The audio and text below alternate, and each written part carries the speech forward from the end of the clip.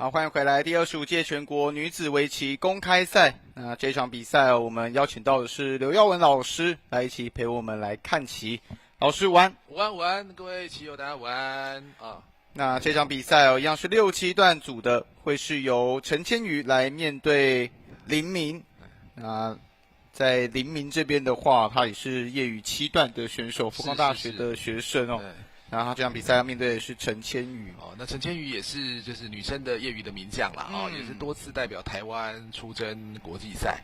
OK， 那第4轮到这边就是双方都是3连胜，目前2位也都是夺冠军呼声很高的人选。OK 所以女子赛这个围棋比赛啊，这也是很需要体力的。这些有时候真的是一步一步走到这边来，而且他每一场棋其实这样1个半小时，你脑力激荡。是，有时候你一天比5-6场比赛啊，你这个不亚于运动1天的那种疲惫感。OK， 这个是很烧脑的，而且你越到后面其实是越专注。就你一手下错，可能就满盘皆输了，满盘皆输。是。而且我们其实，在其他的运动项目里面，必须要说，平常其他的运动项目可能是在体力上面的累，可是围棋上的话，其实你是在脑力激荡过后。是。所以围棋选手也是很需要体力，职业选手都需要去锻炼。OK， 有时候像我之前有时候比一整天的比赛。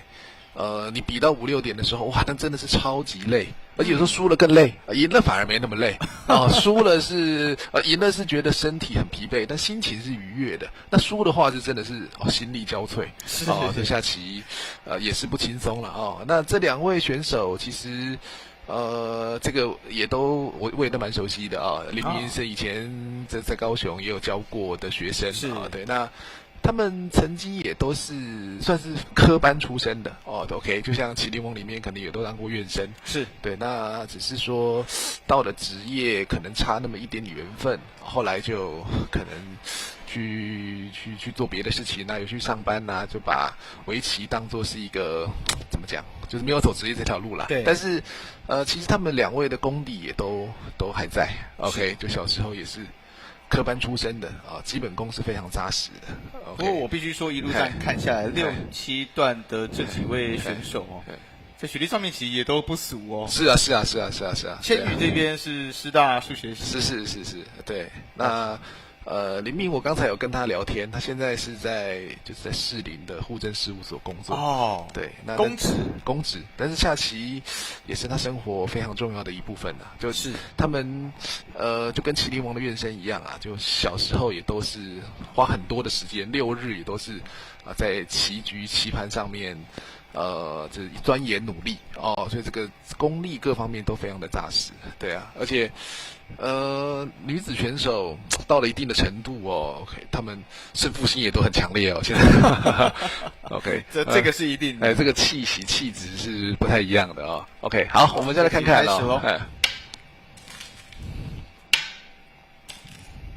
其实我们在前面的几场比赛这个也是不断的有观察到的，最重要的一点是，你在前面的时候要非常的注意你这20分钟的使用。是，因为我们比赛有分成慢棋跟快棋，那职业比赛可能一盘都是3个小时、2个小时，所以构思的时间比较长。那这个快棋一开始节奏就必须要选快一点，不然你20分钟用完，它就会限定你20秒必须下一手棋，这个叫读秒这个压力就非常非常大了OK 所以前面尽可能的就布局阶段就是下的比较简单简明一点，果决一点那把时间留在就是中原的肉搏战因为中原肉搏战可能一着错就是整个就死光了好，这个布局刚好刘老师也蛮常下的那二间低夹白的正常的分寸可能是飞压啦飞压，那飞压黑棋的选择就比较多了，这里就有一些冲断的下法OK， 主播看到这棋子扭成一团就是要战斗了OK， 就是要打起来了那所以这里是黑棋的地盘，黑的子力比较多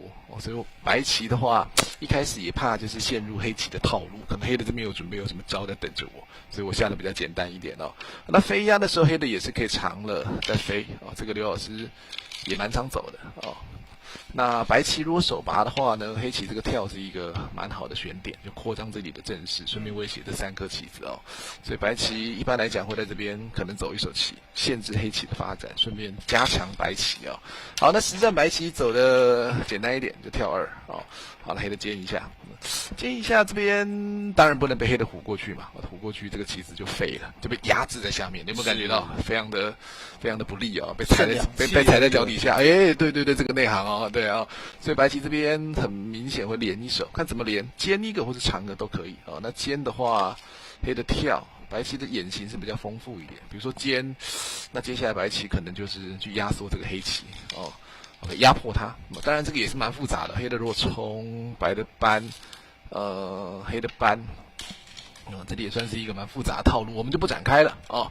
OK， 那实战白的是简单的退一个，黑的跳一个，哦，那白的反夹，前面双方都算下的蛮快的，黑的跳，哦，那白的这个出头，弱的棋子要往外面跑，哦，黑的夹，白的跳，好，到这边就右半边形成。就是多人混战哦，这棋子没有活就是要头要跳在外面，不然的话头如果被制住的话就很痛苦了，就非常痛苦了哦。OK， 平常主播都是播什么样的球赛比较多？还是主要应该都是在运动项目。运动项目那是哪一方面的？棒球、篮球。棒球、篮球职棒或者是大联盟，是不是？对，基本上是基层的基层的比较多哦，基层的篮球是 HBL 是不是？对，所以在围棋的这个项目上面初体验是也蛮新鲜的啊，非常的新鲜，而且我其实在第一场比赛完之后，我必须要讲。我突然间觉得我的今天的脑力运用好像已经达到极限了。OK， 那我们今天所看到的第一场棋其实是走的比较复杂一点，是，跟老师所预测的都有点不太一样。有时候女生下棋，平常看她们就是很温和，但是有时候下起来也杀得很激烈。OK， 杀得非常激烈哦。这边有一手，黑的这边先防守一手哦，不然的话白棋这个打入可能黑棋这边有一点手段哦。OK， 防守一手哦，那白棋先问个应手，各位棋友可以看到哦，右半边战事应该还是没有结束了，包括这3颗也都还有点薄弱，所以正常的分寸白的应该要出头哦，就是弱的棋子要出头。不然的话，假设头被压制住的话，就有一点快要没法呼吸了哦。所以白的合理上就是这里要出去一手哦。那围棋终究还是比地盘哦，所以现在这个格局结构呢，这里黑的有一些地，这里黑的有一点地哦。OK， 围棋有个基本的精神嘛，叫子控接地嘛，就你围到的地，还有你吃到的棋子都是你的财产哦。所以下棋要尽量避免呢被吃掉。你假设这个被吃掉。那你这里人家的财产就非常的多OK， 你吃了30颗子，那可能就至少围到60目。所以围棋的第一件事就是你要先确保你的死活，要先活命再说先活命再说。OK 白的这步棋稍微陷入一点就是思考思索。他现在会在犹豫的点会是在哪里？现在他应该想说怎么出去吧，这里要出去一手那或者是白棋他这个是一个就是。做活的一个手段但我觉得这手棋可能我自己觉得稍微有点问题就是说如果说我下可能会跳，那他这步棋某方面可能是不想让黑的从这边溜过去 ，OK 就是他想要就是切断黑棋的连接但是本身这步棋就是可能比较缓慢一点黑的顶一个，好，白的可能这边还是要出去吧，这是白的没有活，所以快点跑出去白的果真跳了那白的跳，黑的也跳就像赛跑一样两个必须跑，因为跑在别人后面的呢，你就被人家头压制住因为你这没有活。我们常说吧，这个弱的棋子出不了头，就好比游泳的时候你要起来换气呢，有人把你头压制住一样那很痛苦感觉快要窒息的感觉就双方一直跳好，那现在黑的一个思路是，有没有觉得黑的跑在前面？跑在前面OK， 相对于这个白棋而言，这黑的是跑在前面的，所以跑在前面就有一种想法是看可不可以把它封锁住，把它罩在里面。但是如果你要走这个的话呢，你这边可能也会有一些连接上的问题，人家可能会点的碰，这就需要计算了要去计算。黑的实在是选择一个比较稳健的下法这个千余在比赛之前也算是夺冠的一个呼声蛮高的候选人，算大热门哦，好像也是前年的女子赛冠军哦。OK， 那女生的围棋其实比赛也蛮多的，除了女子赛，还有我们很熟知的配对赛。所谓的配对赛就是一男一女哦，那每一年也会有那种国际配对赛的比赛。OK， 对，那千余就是常客，就是配对赛国手的常客哦，所以大家也都很熟悉。哦，非常熟悉哦。OK， 白的下了吗？白的搬一下，搬一下，黑的打一下。这个播一场基层棒球大概是2-3个小时，是不是？2个小时。2个小时哦。我刘老师本身也是忠实的棒球迷啊，所以这礼拜的那个什么选秀呢，主播也有点研究，是不是？不过我们最平常的话，主要就是木棒联赛。木棒联赛就是看这些小朋友慢慢在成长。是，白的这一手棋，他接下来应该是这边有一点余味了，只是我觉得这手棋或许有点奇怪了一点哦，因为我们常讲嘛，就是人家很强壮的地方尽量不要靠得太近。OK， 那还有下面这一块是不是有点薄弱？OK， 我们棋要下在可能相对比较薄弱的地方。你薄弱的地方，如果没有适时的防守，人家就会攻击你。哦，果真就正过来了。哦，刚才我们说黑的正这个的话，还有点担心这里的反击。哦，这里反击，黑的不知道能不能扛得住。但是多了一个帮手之后呢，这个洞白棋就出不来了。哦，这个洞这里的防守就非常的严密了，所以白的就必须要做活。哦，我们下棋要2只眼才能活。我们没有眼就会被人家吃掉，如果这个被吃掉，这里就变成黑棋的土地了，那就很严重了，非常严重了哦。好，所以现在对于林明来讲的话，他想办法要逃出去。对，就是要处理或者说做眼。那这步棋倒是不错，就是处理的眼位的好点啊。比如说，如果黑的搬，白的顶一个，那这边就可以看到有一只眼了。哦，有一只眼，要2眼才能活哦。OK， 这个靠算是不错的这个处理的手段哦，这也是应该也白的也有预料到了，所以我们高手过招也都是会预测到对方的预测，我预判你的预判 ，OK， 我预测到你可能会正一个，那我先准备的就是靠的这个招数，在这边做眼做活哦。那女子赛办了25届了，这个也是职业女子的摇篮哦，包括黑佳佳老师，包括张凯欣老师，包括很多杨子轩老师，一些知名的名将，卢玉华，都曾经拿过女子赛的冠军。是。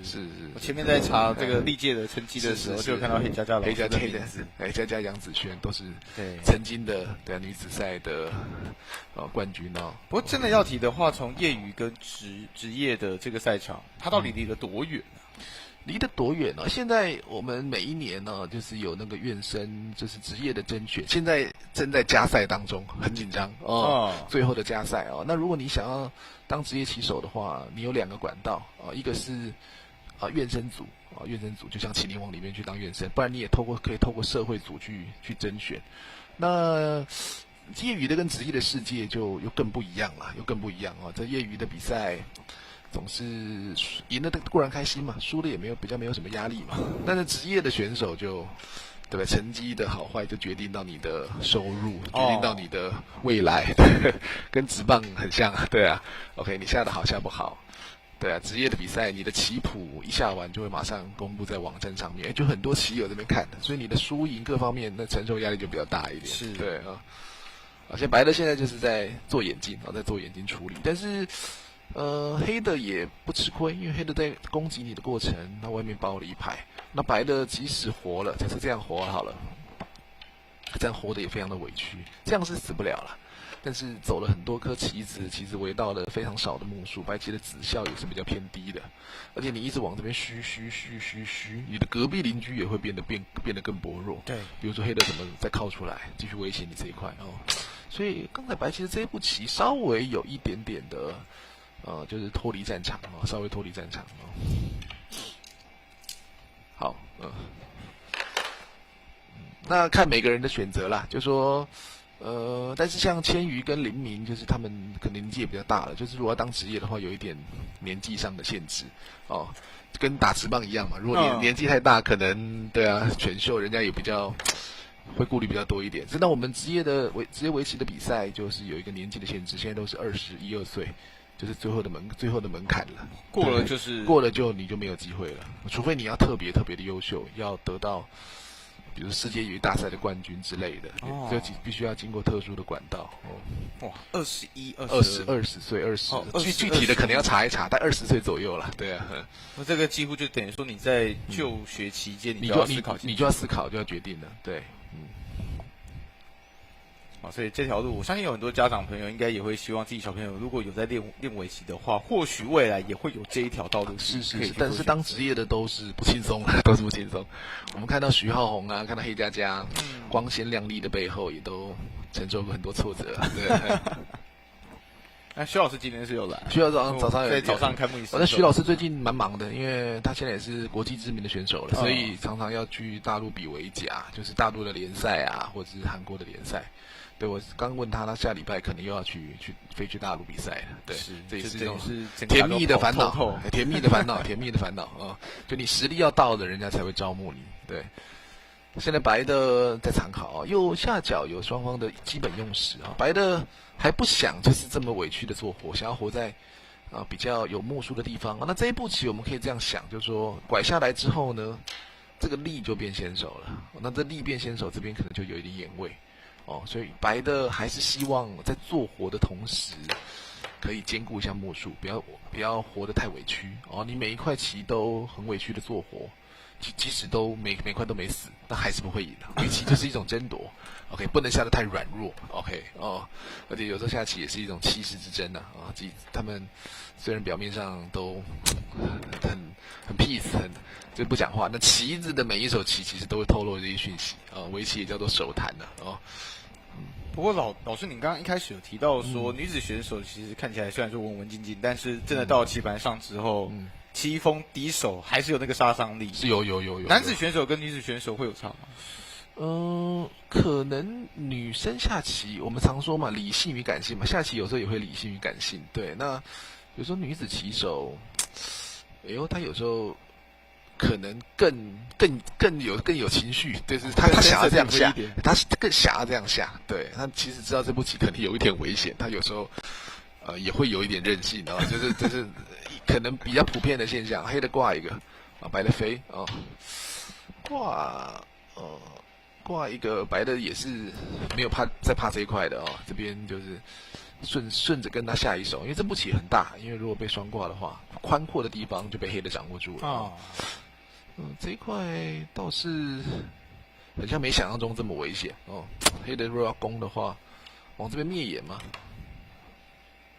往这边灭眼，白棋就挤一个，先把这个先连好那这个棋形上黑的连接上也有一点的问题可能也没有这么危险好，这白的林明走的也是蛮强硬的好，右下角有他们的一个基本的一个时间12分钟还有13分钟这个用时都差不多了，对啊，那下棋的人读秒都非常的习惯了，就是20秒2次，对，早上应该他们长读秒也都到1-2秒在按，对不对你可能会很帮他紧张，但是这都是很熟练这个跳我觉得可能也有一点怪怪的，我自己觉得第一个为这边的目好像不是很大那看起来价值不是特别的明显，就往这一带下没有什么特别感觉白踢一下好棋踢黑的力那看白棋黎明这块棋要不要做活一手，还是继续抢一手上面一手跳一个不错，把这边连起来，或者是呢递个脚上面也蛮大的，棋往宽处走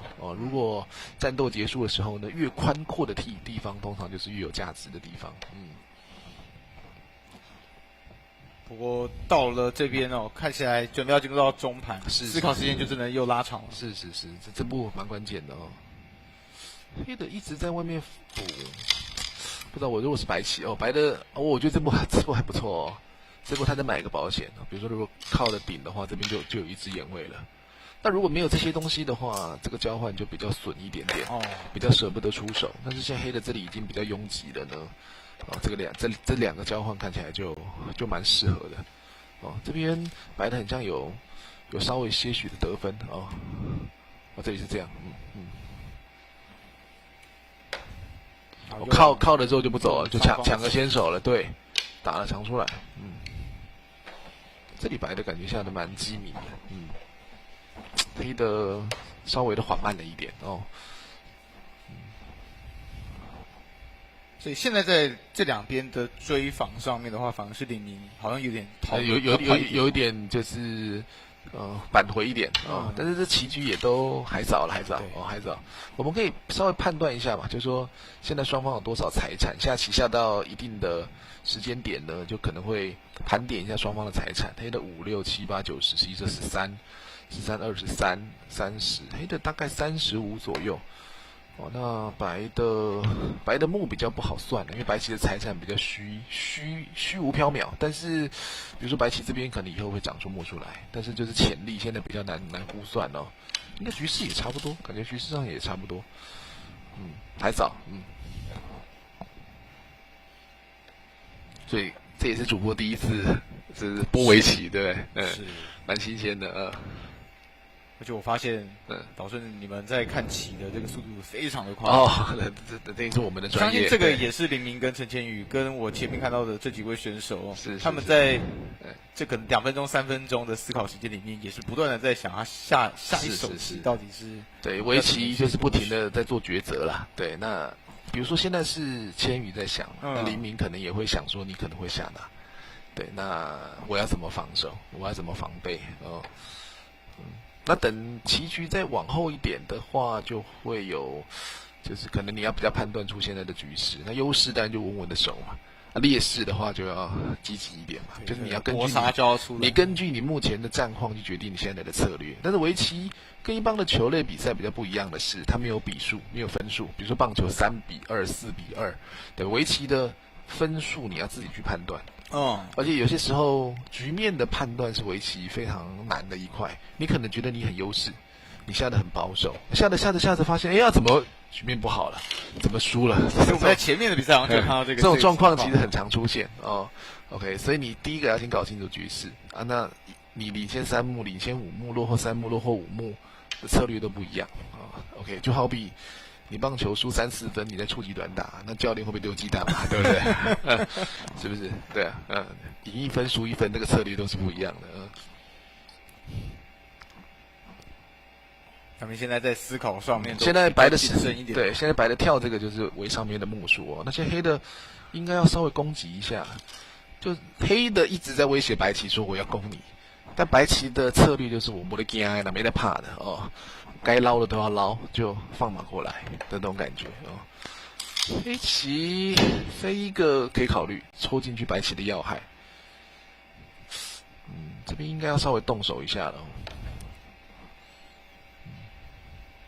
所以以导师你的建议的话，你会觉得陈建宇这一手就可以进行攻击？对，应该进行，他应该会去攻击这一块，只是看从哪边攻击。从外面来攻也是有可能，应该从这一带去灭他的眼。那如果我攻击这一块，白的要做眼的话，这2块可能互相相撞，就是我这边要做眼，但是你这边做眼，你可能会伤到这一块，让他撞车哦。可以考虑从后面封锁。不知道这里有没有一点怪怪的连接上的毛病？比如说白的等一下靠一下，黑的挖，那白的打，黑的粘，那白棋，这里很像黑的有一点连接上的毛病哦，所以黑的可以考虑往这边走一步棋，顺便把这边连好哦。这步棋蛮重要、蛮关键的哦。黑的现在要率先出招了，防守是相对是比较单纯的，防守见招拆招，攻击的选择比较多。他现在继续投资继续累积子力，但这个也是一个就是两面刃因为白的如果跟着硬的话，你的下面目数就损一点。但是呢，多了这个棋子之后，你以后再从这边攻过来呢，当白的要逃窜的话，这边就是一个不错的帮手，就会堵在前面那也是跟白的说，你敢不敢再硬OK， 你敢再硬的话，我就要怎么样了那你如果不敢硬呢？你往这边自己加强一手，那黑棋这个挡下去就把你的地破掉了。这林明都没得惊想了30秒之后呢，照单全收把这个地全部都掏一掏那白棋这边在跳飞的同时，这里就得了17、8目棋那看黑的应该要出招了因为刚刚老师所提到的，在攻击的这一块，陈建宇是还没做。对，但是他现在在储备力量，他在储备力量，因为这个跟攻击也是有点关系。比如说他如果要封锁的话，那本来白的是会往这边逃窜嘛，但他现在这边先埋伏了一些弓箭手。如果你敢走这个羊肠小径的话，我的弓箭手的就等你等在那边了，可能就准备乱箭射死你了但是如果从这边来，白的这边可以从这边溜走。如果黑的如果只是吃这2颗的话，应该是不太满意啦。这里投资这么多，只吃这2颗，看起来是划不太来的这步棋蛮重要的那林明，我觉得他自己可能也有一点那种比较下手的意思。比如说今天我的对手可能比我稍微强一点，那我就会走得更拼命一点。对，那可能林明的下法就是我不能退缩。对果真黑的来这个了封锁了，开始封锁了白的冲，我觉得林明下的很有自信的。这里不知道别人怎么样这里就很考验双方的计算力了，因为白的走错一手就有可能全军覆没，黑的如果走错一手，所有的攻击就付诸流水好，现在白的断，白的断，黑的如果往这里长的话，白的有可能就往这里走那这里可能是黑的比较希望的一个选择，因为白的往这边横冲乱撞的话，这边这块是逃脱了，但有可能把隔壁邻居给撞死了，有可能，因为我们刚说这块棋也没有活得非常干净所以黑棋这个退应该是一个不错的选择退一个这个我们以前在讲棋的时候呢，就老师怎么讲，那就棋友就怎么听。但现在呢，那个叫什么时代不一样了，现在有 AI 对我们影响非常大，所以呢，有时候老师在讲棋的时候，棋友可能会去跑一跑，这老师你讲的跟 AI 好像不太一样所以我们现在讲的时候不能讲太绝对这样万物皆有可能对，都可能发生黑的果真退了，还没退这个退一个很好退一个非常好退一个白的应该是不太敢往这边跑。刚才说白的往这边跑的话，就而且这里刚才我们说，你看黑棋这边我们觉得布了很多子力，好像没什么用，但当白的往这边跑的时候，这些棋子又整个闪闪发亮了，这里又有价值了还有这个如果被走到的话，这一块的眼位是遭受了很大的破坏这手棋要长我觉得一定要长那现在千羽在做最后的确认了对，他现在在思考的就是他还在看说对他可长，他如果白要往哪里去做压迫？对，就长的话，怕白棋，他这边会有一些毛病但是如果不长的话，你长这样这步棋就看起来就不太厉害了。就我们有时候下棋就是要前后要连贯嘛。那如果你现在长这个棋被吃掉的话，那这步棋就很没有面子了。你的前后作战就有点虎头蛇尾因为其实在前面的比赛里面我自己所观察到的是，感觉如果你真的已经有想清楚了，你无论你在后面遇到什么，你可能还是得硬着头皮去把是啊，因为下棋每一手棋就是有它的意义嘛，有它的意志，除非你在执行的过程当中发现明显不行了，不然要临时回头都是很不愿意的事情，而且临时回头其实亏损都非常多，对，很容易一步错就步步错，对。哎呦，你拨了3盘也是，对，已经学到一点东西了，太不大精深了，学到一点东西了。所以主播就播棒球、篮球都有就对了，还有桌球跟竞技项目技击对，类似像拳击跆拳道，是。不过我相信应该也有一些在场内的小朋友，当然6、7段这个应该是花了非常大把的时间了。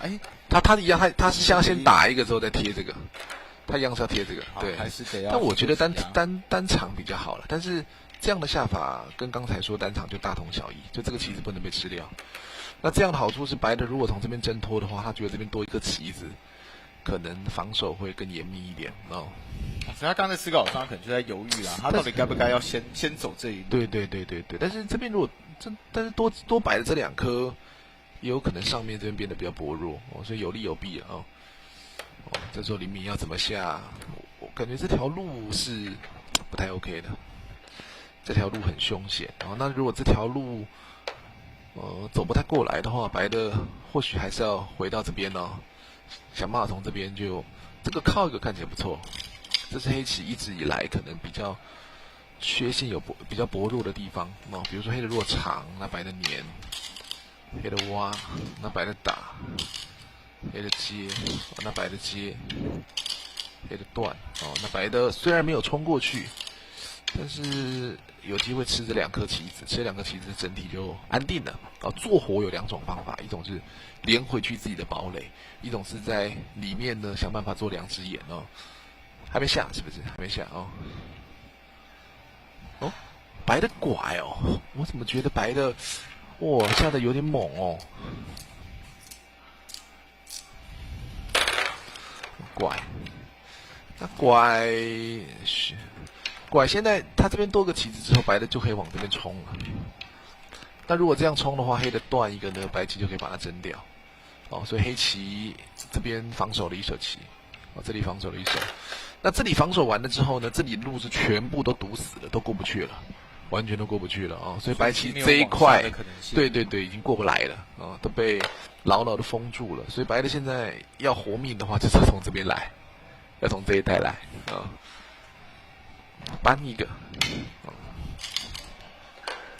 双方快要读秒了，读秒才是胜负的开始，因为读秒是很恐怖的东西，就一直始终在那边叫，而且读秒看起来的失误率绝对会提高不少。对，而且就现在最顶尖的女生跟最顶尖的男生，好像也还有一点点的差距啦。比如说现在世界最强应该是男生申真旭，韩国的最强女生应该叫崔金，那他们2个差距还是存在哦，所以大家其实也好奇，就是说，最强的女生到底可不可以在不分性别的比赛当中得到冠军哦？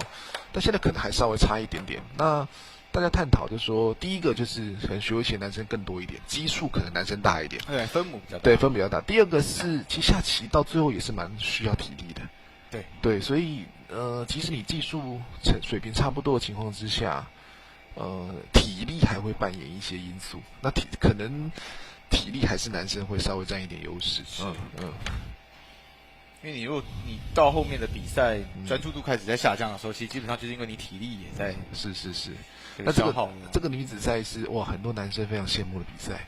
怎么会有这么好的比赛？一般的比赛呢都需要缴报名费，他们还有车马费可以。对，他们不但不用缴报名费，还有车马费。而且还有职业棋手专人复盘，而且还有纪念品哦。这个我们要感谢海丰棋院这已经办了第25届了。OK 哦，这个真的是。而且我觉得最重要的地方，应该是因为有职业棋手来是，可以去思考说刚刚自己的思路上面跟职业棋手吵到哪里。是，对，这个很棒。对，而且像最顶尖的棋手徐厚宏、黑佳佳也都有时候都会来参加开幕式对，那让这些小棋手可以第一近距离看到围棋明星，说不定也可以怀抱着当职业的梦想。是的，对小朋友来讲的话，是可以去思考看看。对，所以男生每次跟我说：“哎呀，怎么这么不公平啊？为什么女子赛这么好？”对，你会听到这个？对，那我就说，那你就对啊，下辈子当女生好了。对，对，那为什么男子选手的比赛？因为我们这个女生下棋就是比例还是比较少啦。对，那我们的林海峰老师他也说，如果女生下棋，其实可以带动整个棋运的发展。如果说一家子妈妈下棋，妈妈会下棋，那可能小朋友也会学围棋。这个观点我觉得是蛮不错的哦。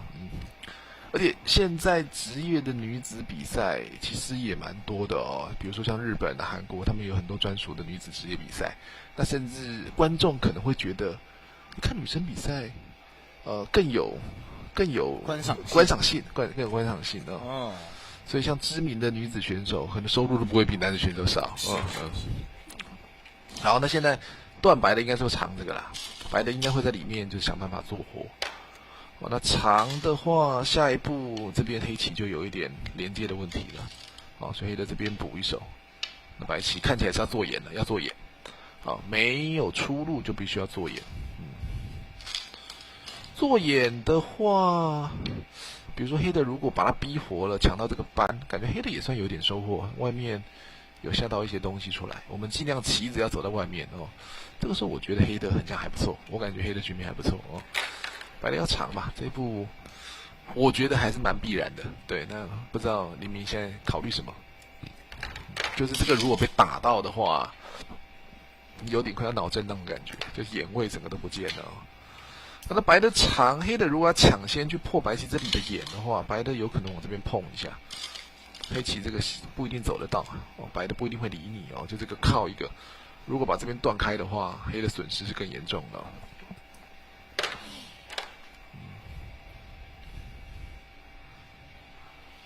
不过现在要注意的是，陈坚宇他其实剩下1分多钟，这个长我觉得其实蛮需要的，蛮必要的啊。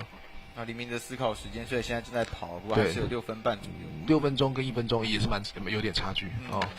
但是通常时间会影响胜负，还是要取要咬得比较紧啊。如果局面被拉开了，其实时间的影响就比较不大了，对。所以主播也是要到处全台湾跑透透，就对，是不是？不过目前在夏天了，夏天的话，其实进入到暑假阶段，基本上就是杯赛、联赛什么的都是要等到开学之后。是好，这边长出果真长的啊。那长黑的这边要补一手吧，不然这白的这一靠，黑棋是会被切断的哦。这我们下围棋有一个概念哦，就是像这个我们出现这种形状的时候呢，这手棋就特别重要，因为你下在这里的时候，我们就黑的就连接了，就把白的切断了。OK， 所以这是连接切断的军事要道。那这个形状跟这个形状也有异曲同工之妙，只是稍微放大一点。你走了这个呢，这2块可能就被切断了，那白棋这边就连接了。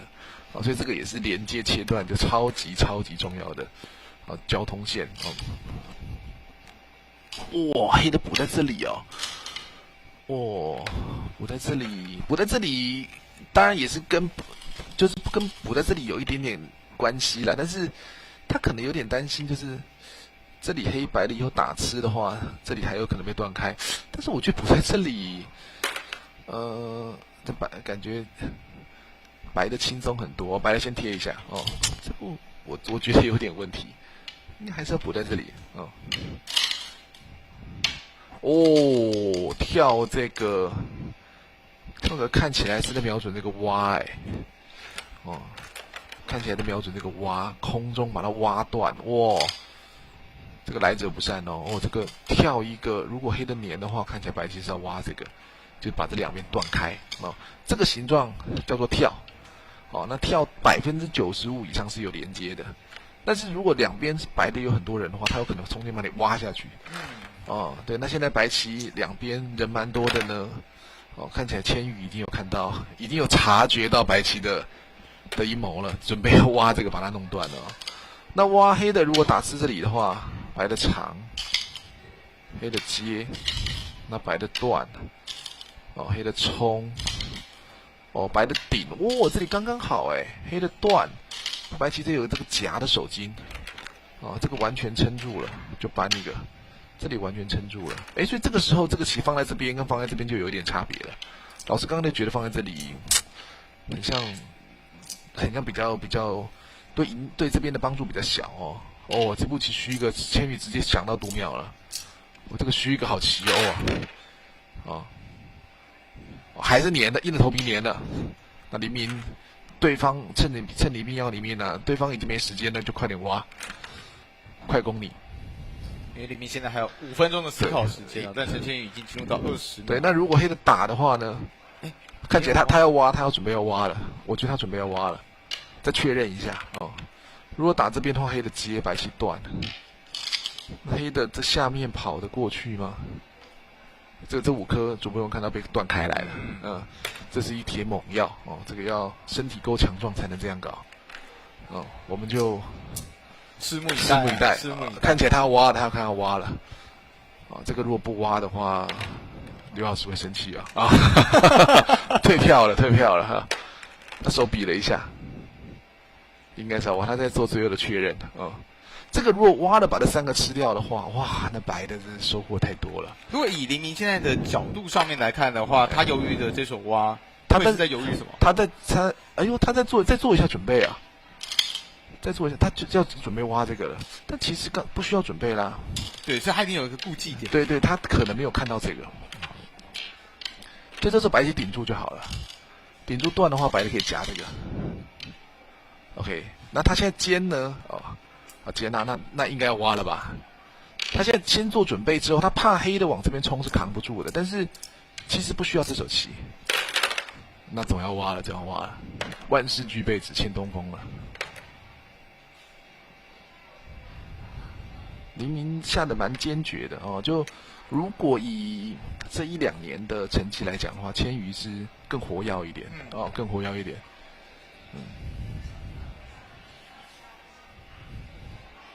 这白的应该是要挖了吧？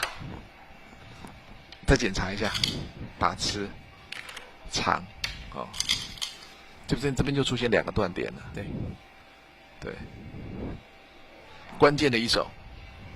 哦，应该是手已经比过去了，应该挖了，对，哇，真的挖了。其实根本刚才不需要这一手棋，这挖黑的怎么办呢？我现在黑的面临到一个巨大的难题哦，因为这个3个是死掉是绝对不愿意的。你刚才的攻击全部化为乌有，而且现在已经有时间压力了。现在时间濒临困难的时候，你就时间过得很快，哦。不过 OK， 很匆忙哦。你看，这时候黎明就快攻了，不用想了，那千羽是从哪一步开始？他没有突然间面临到这个，他没有注意到这个挖，而且是刚才我说这边补，应该还是往这边补比较好哦，还是往这里补比较好哦。如果照刚刚老师所排出来的话，陈千羽会在某一刻突然间意识到他刚刚的那一步虚的这一步棋，虚这步，其实我刚才也没注意到这个挖对，接那断，那这2个手是不需要的。黎明他就买个保险嘛，冲的时候这时候就可以退了。这里就有一个虎口了。那其实我们刚才说的冲就可以直接顶，断可以夹，不需要这一手，因为这手棋对上面还是有一点伤害了。但是没有关系，现在白的如果能把这3个吃掉的话呢，那个投资都不算什么。这老师也常常比赛，当你局面不利的时候，很困难的时候，你会觉得读秒很快，你会觉得20秒跟2秒一样，怎么奇怪，怎么一下就1、2、3、4，而且到最后一次读秒的时候，他钟会一直叫1、2、3、4、5、6、7、8、9、10那黑方玉石才0败那白棋把这补起来，白棋把这3个吃了那解决了这2边的危机，而且还得到一些目数白的这边要补一手，不然这挤一个就断掉了。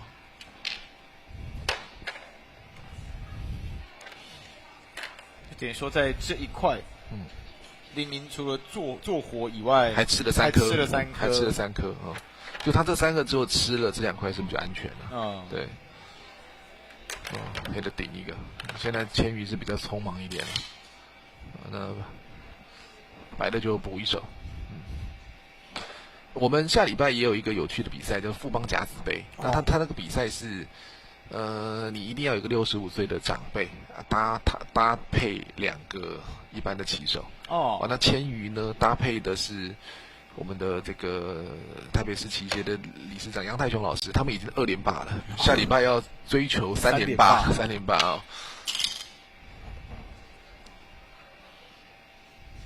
黑的现在要冷静了那如果你这跑不出去的话，现在黑的手拔了。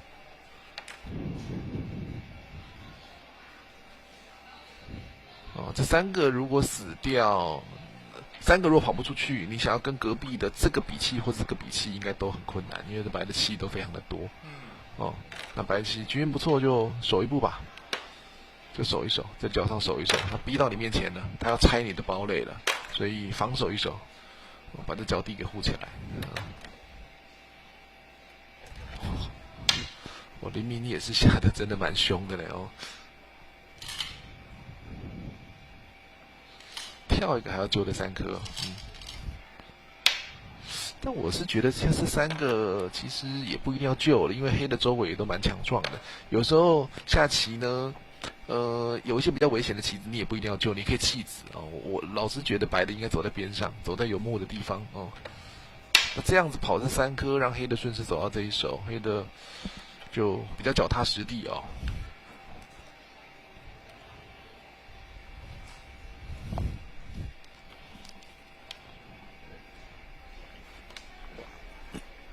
也是要进入到最后2分钟的思考时间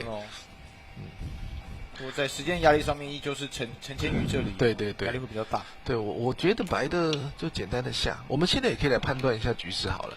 现在双方的目数是怎么样的？50、16，这16目，20、26、30、40，白带40，黑带45左右。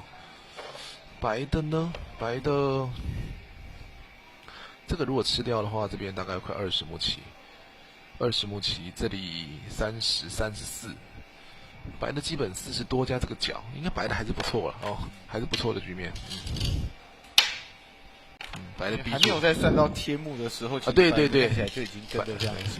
那黑的现在刚才你没有防守，所以我要拆你的主堡，这个我觉得蛮严重的，而且现在黑的地不太够，就是尽可能的要去惹是生非一下。这我们围棋有一个术语叫胜负手，就是局面不利的时候我就要拼了啊，就要拼搏，因为这个白的如果没有活，你注意哦，白的往这边去跑，这边黑棋人蛮多的，哦，埋伏了很多人，所以刚才我觉得这个防守一手看起来是不错的哦。还有的下，这边白的要怎么处理，有点麻烦，所以我觉得刚才就这3颗好像不是很着急的事情。白的如果要走这个的话，那黑的爬一下，这样你的主堡被拆了，这有可能还被追杀。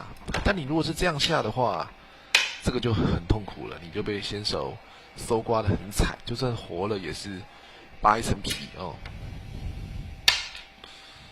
黎明也只剩最后32秒了，比赛就从这边开始精彩了。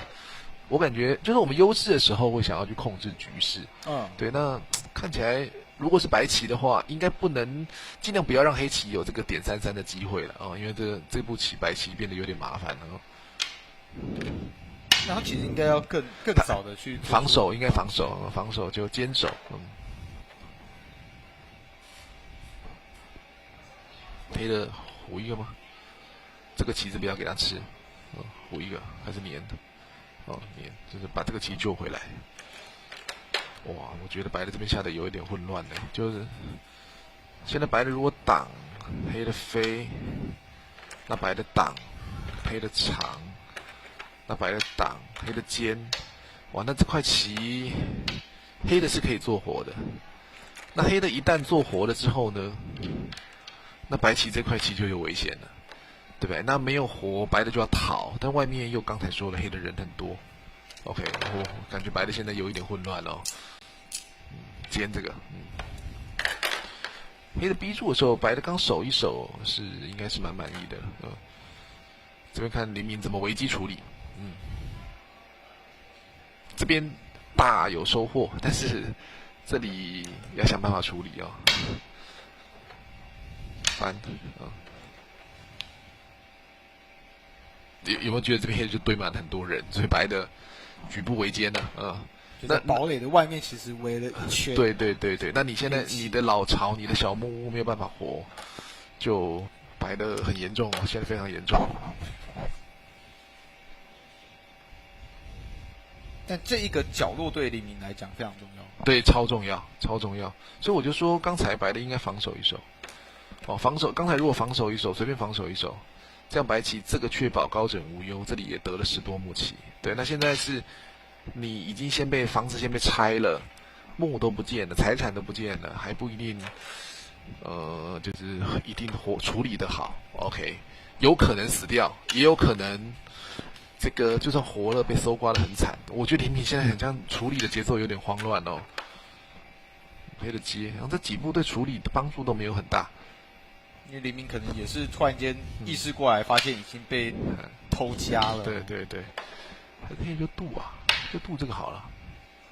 哇，这个走得很狠的。但我怎么觉得渡这个可以考虑？这样白的这个挖接。也不是没有什么太明显的收获。那飞的话，白棋这断，一个白的有机会吃这一颗；黑的如果长，白的可以吃2颗。那如果长的话呢，白棋可以吃这个白下一步断。那如果黑的渡的话，白棋这个断，黑棋就可以长了。这边是吃不太到的长，这样白的长一下是先手可以盖个空中的堡垒，在这边做活一块，这样白的至少有站稳脚跟的白的先挡一下。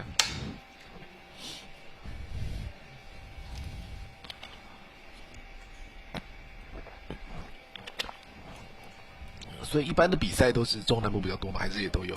都有，但其实因为毕竟是棒球，所以中南部其实一定会来的比较多，毕竟比较不容易下雨。啊，是，然后其他的比赛的话，就会在北部比较多，就像是围棋，围棋在中南部的比赛多吗？北部比较多，像那种全国的大赛都是在北部比较多，而且还有要借场地的一些困扰。对，比如说职业的比赛也都在北部比较多。对，那像日本、韩国他们的职业有那种主客场，就今天我跟你比，然后你是前辈，我就要去你的所在地比。是，但是在台湾目前就是都还是在台北。那摆的长一下，因为其实像刚刚怡婷他就有提到，他接下来可能往这个大学端走之后，是，对，变成说还要去南部嘛，对，他可能在参加比赛的机会就会变比较对，就所付出成本会比较大了，时间成本。然后怡婷是成大的，是我学妹，对，那摆的现在长个坐火哦，这空间够不够大？应该是火了吧？应该是火了。我觉得黑的这边也是有收获了，但是刚才觉得还可以下得更狠一点哦，不要让白棋搭个堡垒哦。现在局面又要重新估算哦。白的现在至少这块是活的。我对黎明来讲这是好消息，至少没有损失太大，没有死掉，先活命再说，先活命再说。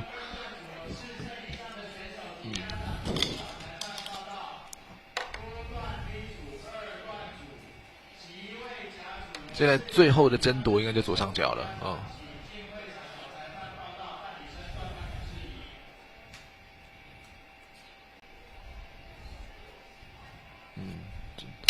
左上角是最后争夺的地方。那如果白的合理上就是把脚收起来，这样我们可能可以再盘点一下双方的一个财产哦。黑的这边连回去。这样双方的地是怎么样呢？判断一下哦。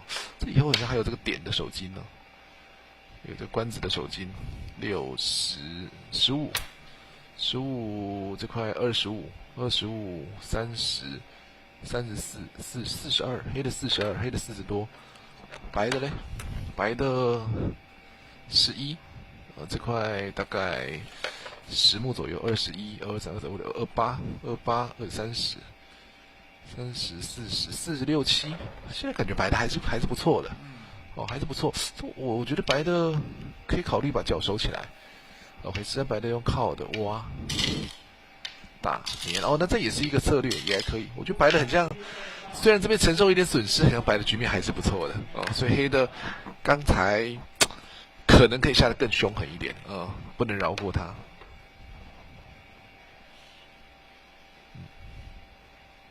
2次读秒的意思就是可以再过一次那你再过一次就是再过就裁定败了所谓的2次读秒是只能过一次那过第2次就是裁定败。就你可以有一次20秒，对，20秒完全给消耗完都是，但你就是不能再有第2个20秒消耗。然后这时间压力真的对快棋也有它的魅力啊。比如说我们以前职业赛可能都是2个小时、3个小时，那像韩国他们就都是快棋，而且他们都晚上直播，跟观众就比较紧密的贴合。对，那以前一盘棋你如果像5、6个小时，其实现在节奏越来越快，棋迷有时候会觉得没办法欣赏这么久碰一个时间可能也没那么多。对，打吃，白的就粘，黑的断，只是这样不知道，这样黑的赚不赚呢？白棋就把它提掉这样刚才点了一下目，白的还是目数上是有点优势的打了提掉，而且白的这样下还有一个好处，就是顺便把这几颗棋子救回来。我不要被你吃掉，你的目就没办法增加。看起来白的局面不错这里黑的有点可惜，放虎归山的感觉，他用粘了。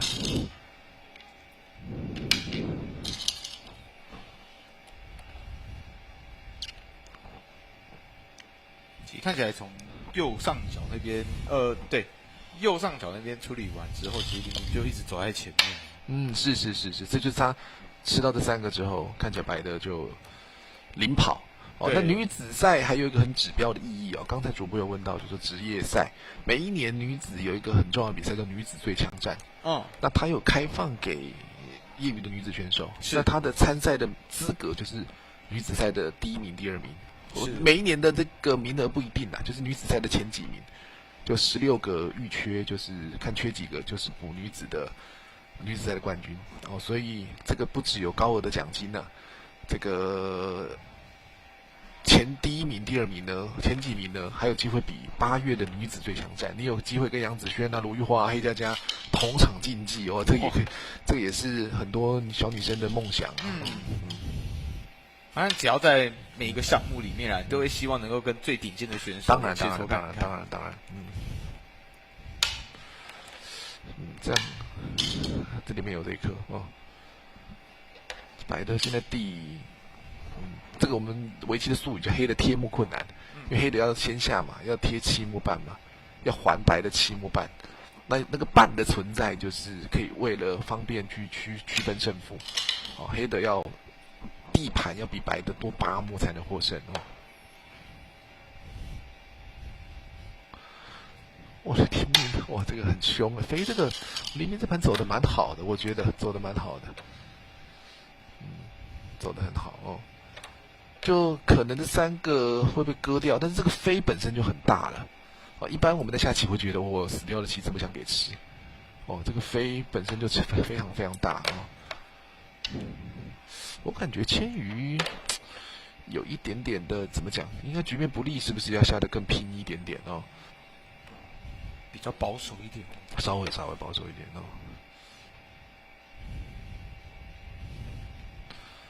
立这个也很大哦，把这边的弱点把它补一补。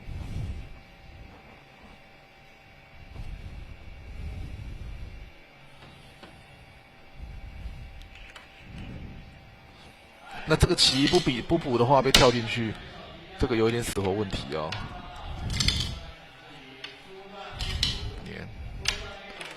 黑的做个虎口，这时候再判断一下好了，5、10、16、20、27、30、32、40、41，黑的就40多一点点。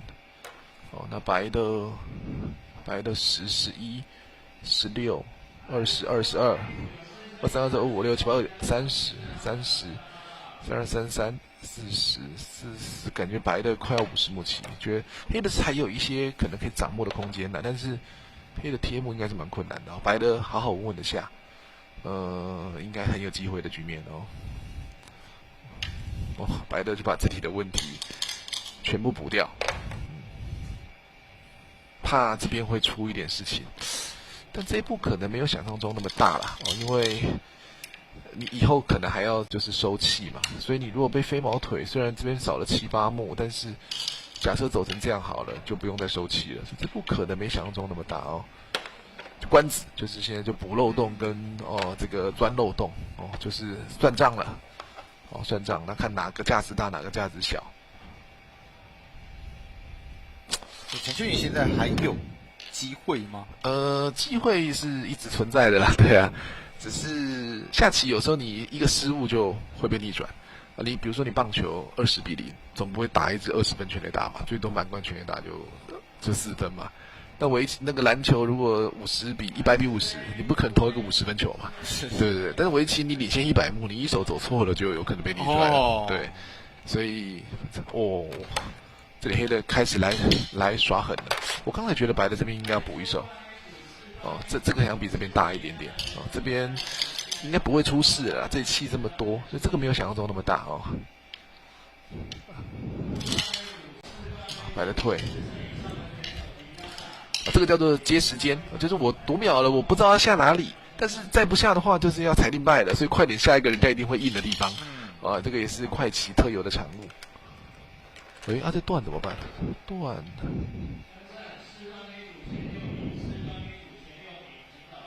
刚才千羽来个胜负手，断怎么办呢？断白的不能这样啊！样的话，这一包被吃掉，那损失太惨重了。所以白的如果走这个的话，黑的跑，哎呦呦呦呦呦！刚才主播问说有没有机会，哦，果真断了，机会来了，机会来了，机会来了，机会来了。这个白的怎么办？哇哇哇哇！这个很严重，很严重。黎明这边可能要过一次读秒。刘老师一眼没有看到，这怎么办呢？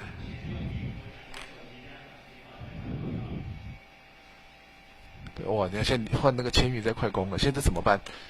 所以刚才这样子白的其实是可以稍微退让一点的，那退让一点这个损失就比较多了嘛，所以白的有点不是很愿意哦。所以我说这一步应该是这个是最麻烦的地方哦。白的打，黑的跑，那白的现在接这个，黑的打吃，这里都是单行道。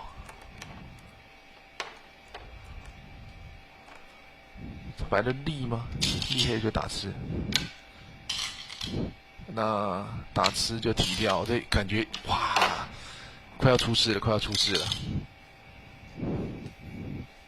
对，那这局部一般这就过了。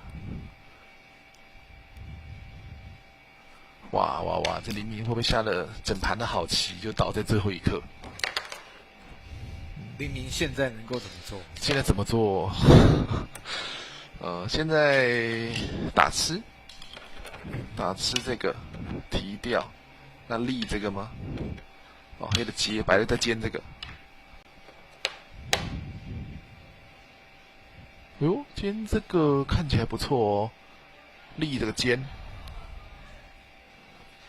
现在只能这样了，立了尖，立了尖，黑的如果挤的话，白的可以粘这个，黑的断的时候，白的可以打后面，可以打后面。哦，这个尖一个，哇，化险为夷，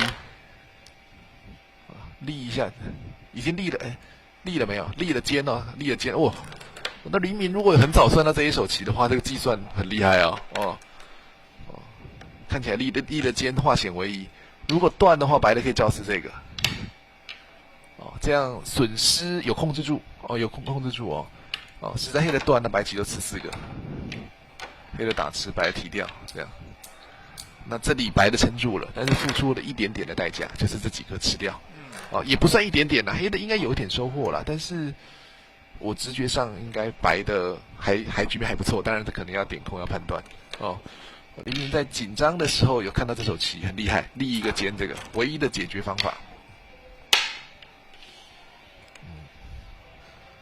唯一的解决方法哦，所以黑棋现在断，那白就不能再跟着印了，跟着印的话，这一打吃就整个连过去了。因为这个只要没有抓住的话，白的周围就很危险了。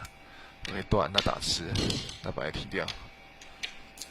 黑的这里还要再防守一手棋，不然的话白棋局部的一断哦，这样再防守一手，这样可以再来点点空，再来算一算双方的财产如何。白的要不先尝一下，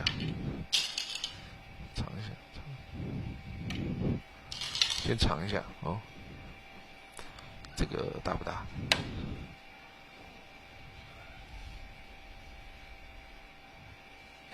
局势上面目前还是黎明。我觉得白的还是优势，所以但是我们可能要点点空哦。他先搬一下哦，那先搬一下，你连起来啊，再点一下空好了。这个可能要扣一点目数，扣个2目好了，7、10、15、18、19、20、21、27、25、26、7、8、9、32、33、33、35、36、38、39、40、42、43、44、56、47、48、49、49、55，白的60目左右，白的60目左右，60目，黑的10目，16、20、22、23、24、25、26、27、28、29、30、31、32、34。45、50，黑的还是不够，哦。这里虽然吃了蛮多目了，但是白的已经先抢一手，而且黑棋这边也算有扔进去一点，哦。这里面这个危机处理能力很强哦，有看到，但他可能在更早的时间就已经看到怎么解决，所以他才敢顽强的抵抗哦。白的还没有接，应该白的还是优势不成问题，黑的贴目困难哦。到这边应该变化的空间就比较小了啊，只不过说有没有逆转的机会，不是没有，但是可能机会就比较小了因为全局都比较定型了。好的，白的收什么关子啊？白的搬这个，黑的打吃。这个年好大呢，这个年好多墨，我记得年还有这个夹的问题，夹这个年超级大的，搬一个关收官有一点点问题，稍微有点问题。年这边先插5目，感觉有10目以上哦，这个搬有点疑问，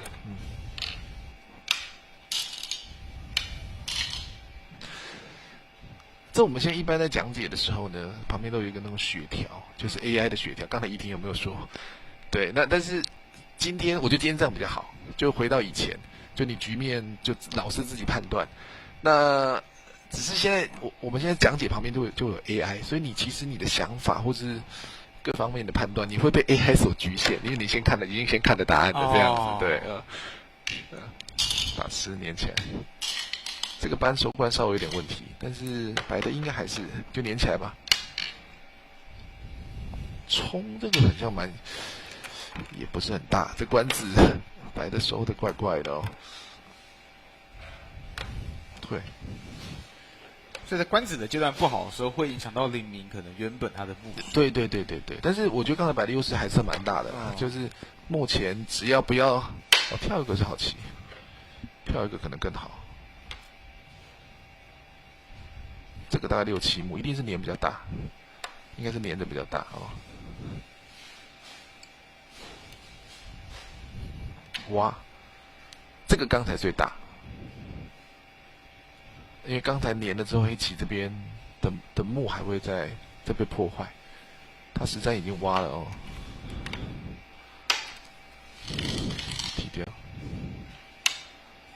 挖了应该就会提掉。好，那黑的打拔。打一个拔掉，我们简称打拔，就打一个把它拔起来，这样这样这时候可以再点空哦。8、10、14、15、16、17、18、19、22、21、22、23、24、25、26、27、27、28、29、30、35、38、48、50、51、52、53、54、55、57、58、59、60、61、61、62、63、64、66、67，哟，好像要接近一点呢。好像要接近一点。白的这个被吓到，这个被吓到。在收官的阶段，让陈建宇不断的在追。冲看起来很奇怪，冲个是什么意思？这段有棋吗？那冲就是自己撞棋啊，冲看起来蛮奇怪的。6、6、6、7，那白的这里6、10、15。就是18、19、20、7、10、15、20、26、30、31、32、33、33、35、33、38。刚才10、11、13、14、15、16、17、48、45、45、15、53、54、56、57、58、59。哎呦，这个冲段是不是亏了？因为他把这个吃的权利就是消灭掉。刚才黑的如果打拔，局面很像接近很多，白的官子。连续2步棋，就是2个大棋都被抢走，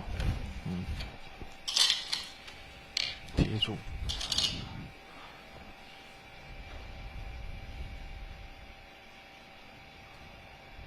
哎呦，现在可能局面接近一点，这个没下到，去下了这里哦，顶吗？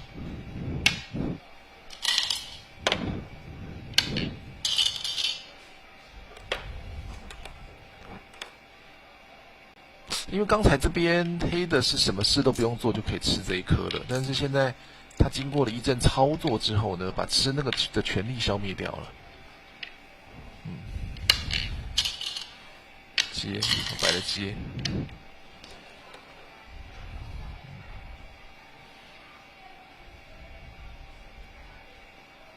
所以陈千宇刚刚的那一步，反而就是让自己在收官的目数上面会少了一点。对，他等于做别的一个选择哦，所以局面接近很多。那这边白的有这个官子的手段呢，夹这个，如果夹这个夹得到的话，这板连变先手。哦，那这个可能会差2目棋，不知道有没有下出来，就这个夹的官子的好棋。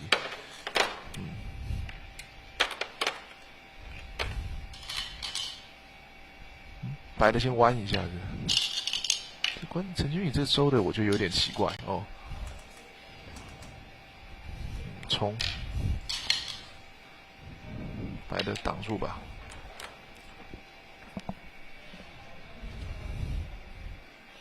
这个6、7段组一盘棋，有时候都下很久，所以进行都是最缓慢的尤其是看起来到最后阶段啦，因为到官子的时候，可能因为20秒又在读秒，所以又更容易发生失误。对，而且他们这盘就是很焦灼，战况很焦灼。如果你中间就被杀掉了，尖我怎么觉得应该也不是很大嘞，好像感觉也不是很大，就大概5、6目棋哦。当然，我们在这边讲棋比较轻松嘛，对啊，对，好像双方的官子就有一点出入，但是刘老师讲棋比较没有压力嘛，他们有得失心嘛，他们想赢怕输那种心情，在时间的催促之下，就比较难做决定的哦。最重要的是他们那边有摄影机照的。是，但是可能影响也不太大啦，因为这个他们也算蛮习惯的哦。这2位选手对，因为千羽其实之前配对赛很长时间就是有直播，比如在海丰棋院这拖一个接时间。这个直播这件事是真的很重要。直播就训练一下，对啊。这边黑的下的特别怪，我觉得这里把这个权力消灭掉，好像没有什么太多的收获哦。局势刚才觉得接近很多，现在又觉得很像往白方倾斜。哎呦，他有没有能下出这一手？下出这一手就确保这个板连是先手。哦，这个很精彩哦，很精彩。不知道能不能下出夹的一手。那如果走这里的话呢？那我打吃，我就可以从这里收官了。哦，果真下出这个官子的手筋呢，哇！这个基本功很扎实哦。刚才刘老师说的，这个其实是有点难度的哦，就是要嗅觉很灵敏哦。这夹一个是官子的小巧手筋哦。就这一步有赚一点，有赚一点。现在局势又是非常的细微，所以有赚一点点，就是有一点帮助哦。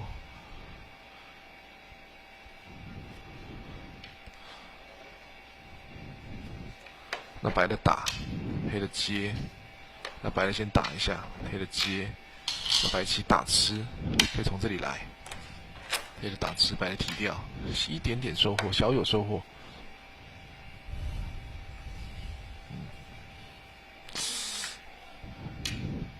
打吃哦，再打吃这个，点点看好了，判断一下，再判断一次啊。这边这里8目、10目、12目、12目、22、23，这块大概26、7目，所以49、50。它是用退的，50、51、52、53、54、55、56、57、58、59、66、62，黑的嘞，黑的这里50、13、45、16、17、18、19、20、21、22、24、25、35、40、41、42、43、44、45、46、47、48、49、50、51、52、53、54、55、55、56、57、58、59、60、61、62、63。现在感觉白的又重新又取回优势，就是优势比较明显。刚才有一度我觉得蛮接近的哦，只是黎明这个选择突然就又粘上了。但是应该还好。这我觉得这边黑的看起来是稍微吃亏一点哦。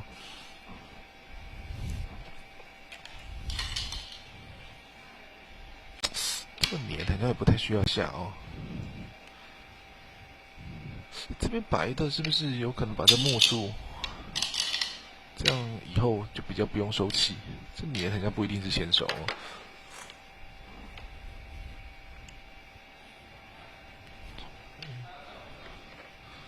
胡一个黑的想做这边的木树，但是其实白的只要往这边一跳，黑的冲，那白的冲，黑的粘，那白的拐，白其实可以从这个洞穿出来的，所以这里木是围不上的。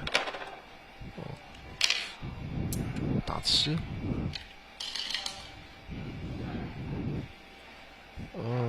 如果是刘老师的话，有可能这边刚才想要这边先挤一下，拐一下，把这补起来。打吃好像也稍微有一点奇怪哦。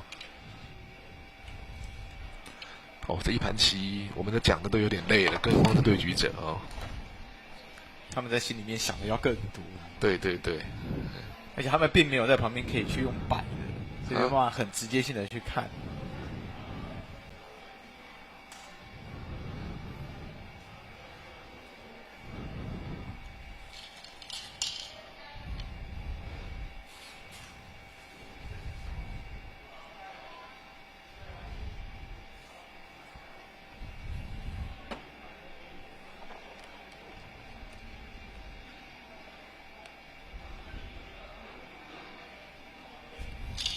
打吃，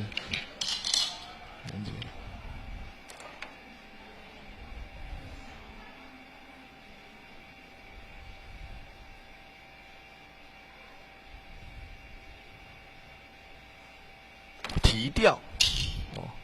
林明感觉顶这个已经是就是胜利宣言了哦，白的拐。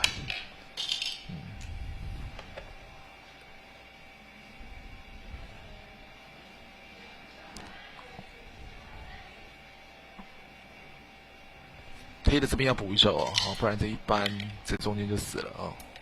黑的必须要补一手。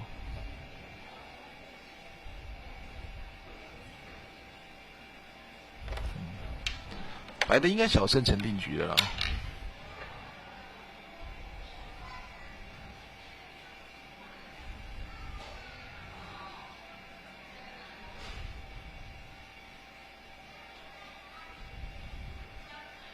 交吃，把这先手下一下，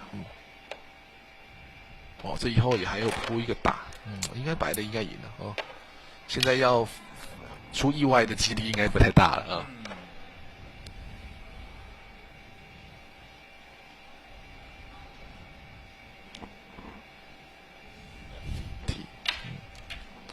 打劫哦。那我刚才说白的如果要破这边的木数的话，这点啊，冲啊，再拐一个，这木是可以破得掉的哦。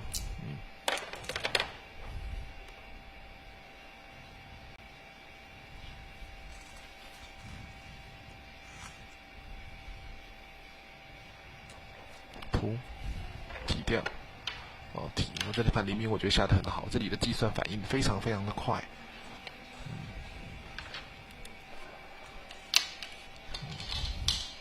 甚至也可以考虑这里补一手棋，但是这里应该也还好啦，这里就以后白的可以做一只眼，所以需要收气的空间不是很多。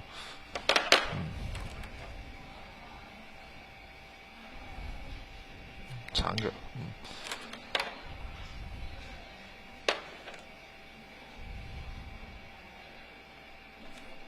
50、14，所以就是7、23、22、25、26、27、27、28、29、33、32、33、34、40、48、50、52、52、56。57、58、59、66、1、63、64，白64。黑的呢？50、13、13、20、23、24、25、267、28、29、33、32、33、33、35、36、46、50、57、57、57、58、59、60、61、62、63。应该期末版白的总赢一点点哦。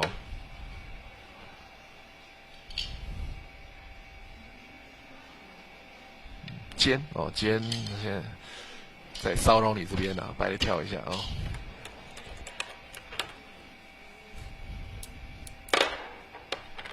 打吃，连起来。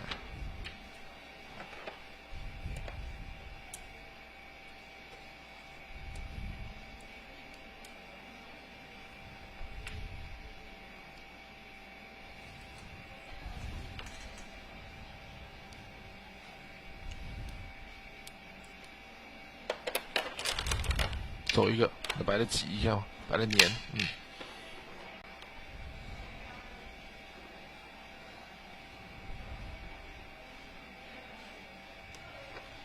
黑的中间可能把这边堵住吧，那其实这里也没什么目，白的弯到这一下，这边也没什么目哦。黑的下哪？提掉提掉是补这里，但是好像也不是很大哦。白的冲打。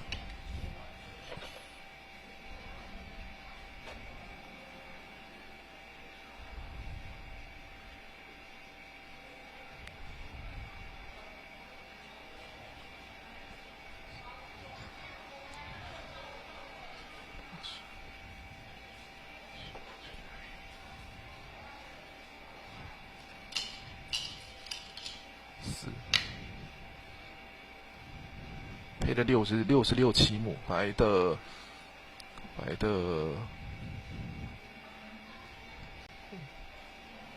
27、39、40、43、45、46、47、48、49、49、55、15、53、61，盘面差不多，盘面差不多，应该是白的胜势不可动摇了哦。就是把这个木消灭掉哦。这应该是6、7段组最晚结束的，对，所以必须要等这盘结束呢，因为这个如果被提通的话，这里味道就不见了哦。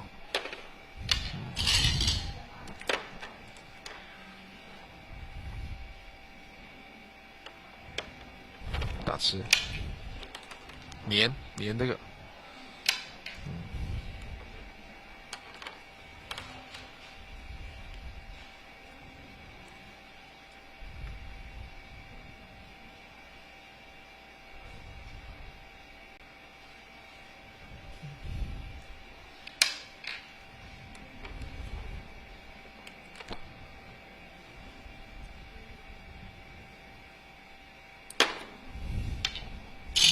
就这剩最后一些官子了哦。看表情，应该双方对胜负都了然于胸了哦。主播中午有没有休息啊？你也播了5场我现在播了1场，我就觉得蛮累的啊。不过其实比较辛苦的是老师你们。不会，还好哦，就剩下官子收一收哦。但其实看这几场比赛下来的话，官子的这个阶段非常的重要。当然。因为官子的这个阶段，你一做不好的话，你原本心里面你已经算完的东西，好像都突然间要对，就是全部重来，就跟 closer 很重要一样。对，不然前面辛苦了大半盘，很有可能一步棋走错就输掉了。黑的最后比较可惜的是这里如果选择好一点的话，局势应该会接近一点哦。这里很明显又送一堆木数进去哦。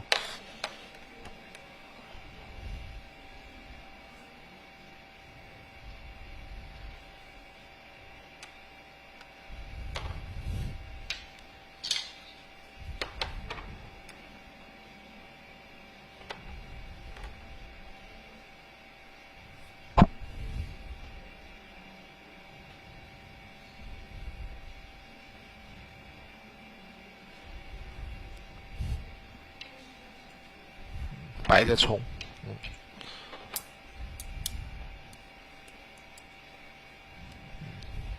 都可以，这个差别不太大。纵观整盘，白的取得明显优势就是把这边割掉。那这里白棋下的不太简明，让黑的有这个攻城略地的机会，甚至有机会威胁这一整块。但是黑的有点可惜，这边看起来还是让守得太软，被白的撑住了哦。好，那现在这边要小心一点啊，白的就局部挤过，没有问题。以后这边填满气的时候，白再补一手就可以了。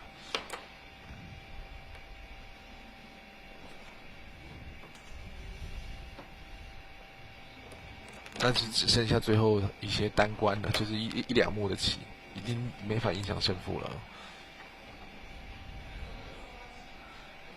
给它贴一个就是把这目数也做出来。冲，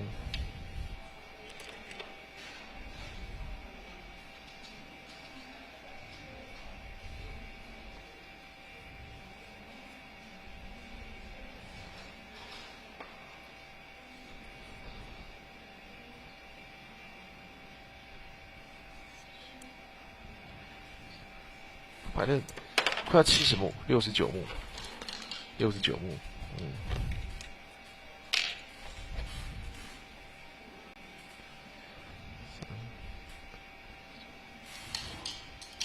，45、456、959、66、63、66、67。哦，黑的盘面都输了哦，黑的即使不贴幕，黑都输了哦，差距其实算蛮大的哦。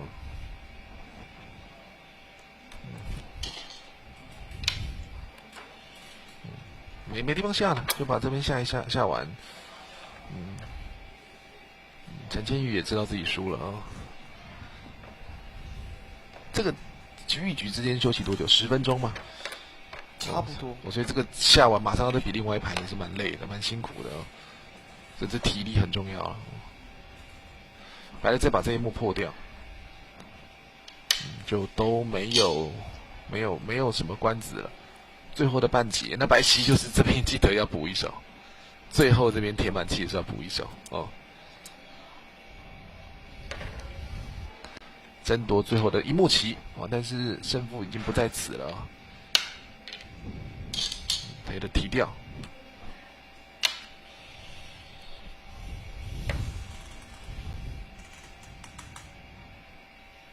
白的可能还会跟他打劫，明明看起来神奇也在点控了，那如果很有自信的话，就一幕棋就让给你了，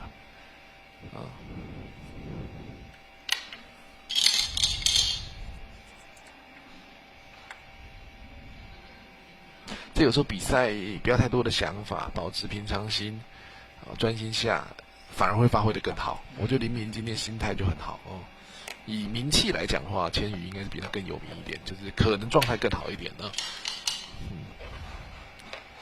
白的还是争夺一幕啊，这个劫看起来也是白的会打赢哦，白的劫财比较多一点。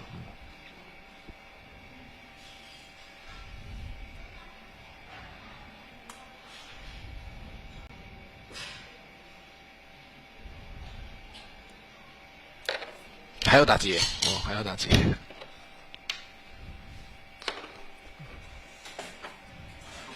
白的这边有一些劫财哦，黑的盘面都输了哦。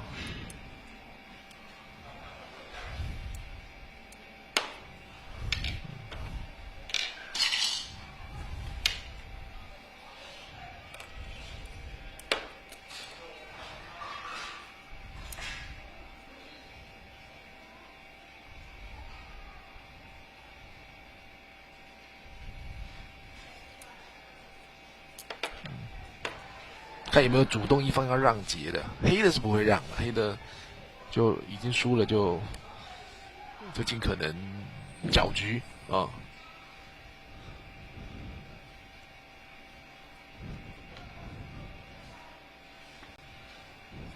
黑的这个也是劫财啊，那白的破这一幕，黑的提掉吗？黑的再提劫。我现在这几手对于整个胜负也没有影响了，没有影响，没有影响，就是在争夺最后的1、2幕棋，但是其实已经没有影响了。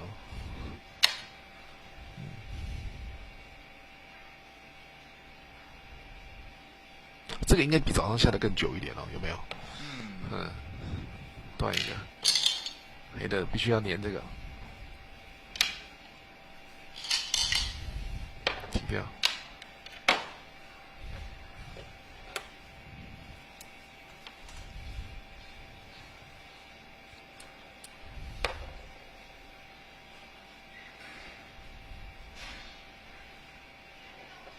我们就铺了题，白的刚才找怎么解呢？打吃、连接、提劫，黑的劫应该是打不过了哦。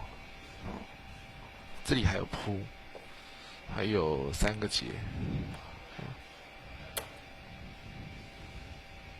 黑的有铺有打，但是也无关胜负了，好像不一定打不过哦。但是这一幕已经不重要了，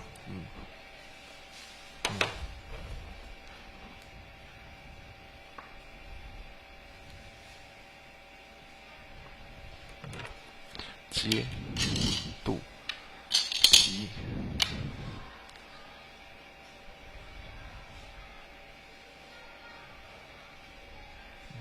双方为了争夺一幕，还是很执着啊，很执着。这个在围棋的比赛里面是常见的。职业比赛可能比较少见啦，因为职业比赛职业高手如果输到这样的差距，就是会投资认负。但是他们可能第一个目数没有点得很清楚，这样子，对啊，职业的高手不会有出现就是什么数出来什么10几目半，这比较少见哦。对，我看我们的裁判长在旁边，蠢蠢欲动，就是怎样就只剩这一盘了，因为这盘一盘没有结束，后续的赛程都没法排哦。我觉得白的就让一让嘛，白的就让一让，白的劫财应该是不够了，没差这一幕棋了。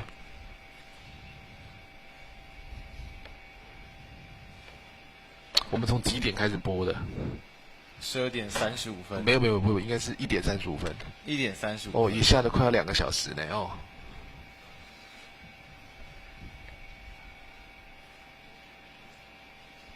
所以正常来讲的话，林明跟陈千宇他们会不会知道自己目前的？他们应该知道自己应该知道白的赢的啦，但是确切的差距，这我不是很确定哦。但是职业高手就是你要把你的目数要点清楚，其实很重要，就是点目数，这很重要哦。所以我们职业高手就是都有，这还有劫啊！天哪，这林明也是杀人诛心啊，这一目都不放过。所以我们这个什么数那个铜板呢，多少颗，这个可能是可以数的比较快一点，这是我们的职业啊。OK，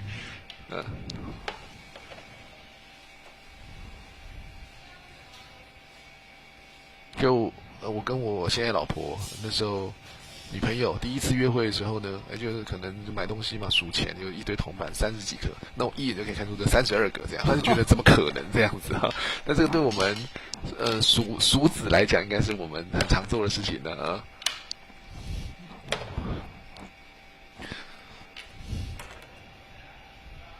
很执着这一幕棋。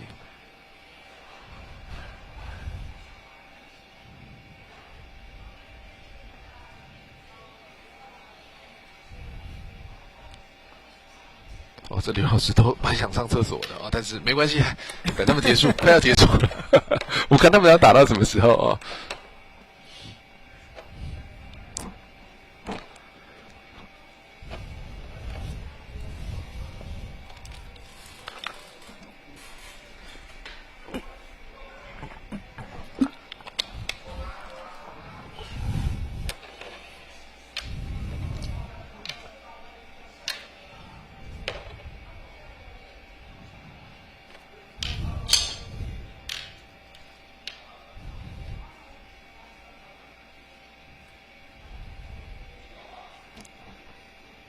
黑的还要再打，打完了吧？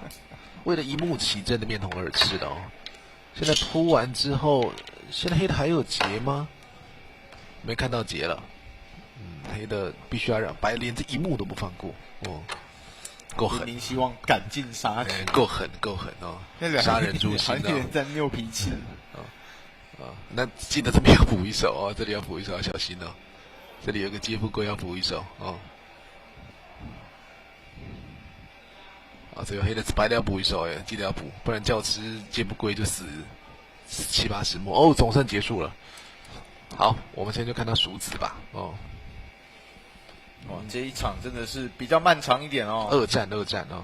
OK， 白，我们数出来要185才获胜。那一般来讲181，因为围棋的这个全部的棋的点是361，是，所以你如果181就等于是过半了。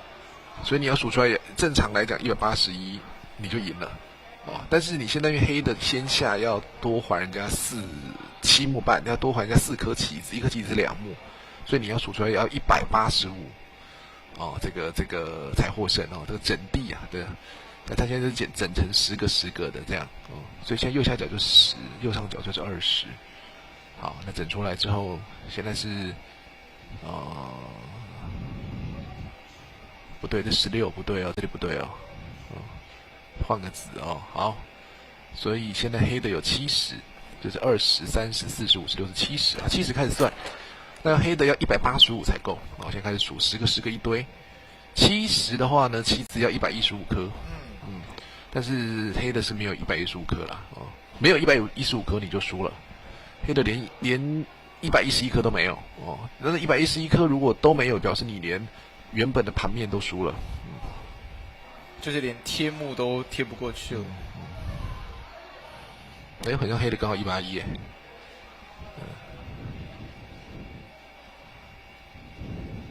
好像黑的刚好181，盘面和棋哦，但是盘面刚好差不多哦，所以是白7目半胜哦，盘面黑的盘面和棋哦。哦，所以盘面这边的话，其实两边是平的啦。但平的也没有用啊，也不因为7目半这是就不可能跨越了。OK。好，所以这场2战哦，应该是有超过2个小时的时间，最终还是要恭喜林明顺利的收下这场比赛的胜利哦。那我想等等的比赛稍后会马上回来，所以也请观众朋友们要持续的锁定这场比赛。感谢您的收看，也感谢老师在旁边精彩的讲评。谢谢，我是评审，我们下场见喽，拜拜。下场见，拜拜，拜拜，拜拜。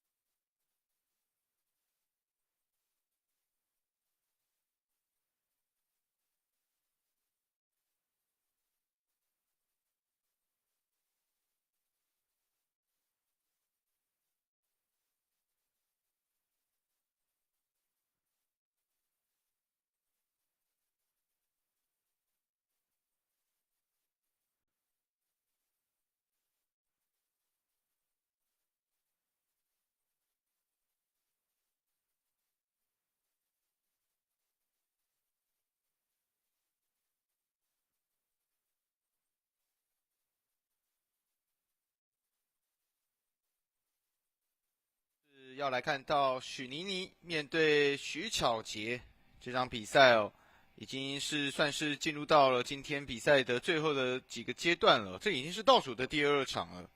那在画面的左手边是执黑子的许妮妮，那她今年的话应该是小大一哦，去年度是高中3年级的学生呢。那她在海丰棋院哦是业余7段。哦，我们老师也回来了。好，那刚刚有介绍过许妮妮，那趁着老师您现在在戴耳机之余哦，徐巧杰，他应该也是在近期全台算是棋力在飙升最快速的几位选手之一了。巧杰我就比较不熟悉了，那妮妮的话就还蛮熟悉的哦，因为他之前也有在海丰到场，他是大安国中的毕业生，所以我也是到场教练，同时也是大安国中的围棋老师，所以也都算是有指导过。那妮妮曾经也是很接近就是职业棋手了，但是他后来因为他自己的生涯规划，所以有不同的打算盘算这样子啊。OK， 好，那以实力来看的话，应该是妮妮稍微占上风一点吧。但是巧杰的话，我是真的比较陌生哦，在这盘也好好来看看他的实力如何哦。好哦。不过我看资料上面的话，徐巧杰在2024的树林棋艺杯公开赛里面有拿下第5名啊，第5名。对，然后在今年度的时候，还有在海丰棋院的职业棋士甄选初赛里面，也会是参赛者之一。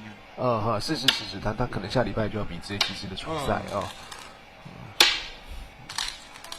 所以这场应该对他来讲的话，他也会想要证明自己可能是当然能够跟得上徐妮妮，甚至是能够超越徐妮妮。对，都已经下到这里了，肯定是有想夺冠的那种决心，然后或者可能也会有一点想法哦。但是围棋有时候难就难在，就是当你快要成功的时候，快要得名的时候呢，快要冠军的时候，你想法特别多，这个时候可能就会出事了。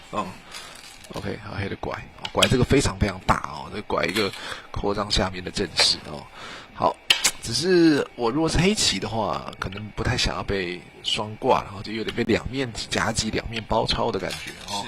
好，靠。妮妮，我若没有记错的话，今年应该升大学。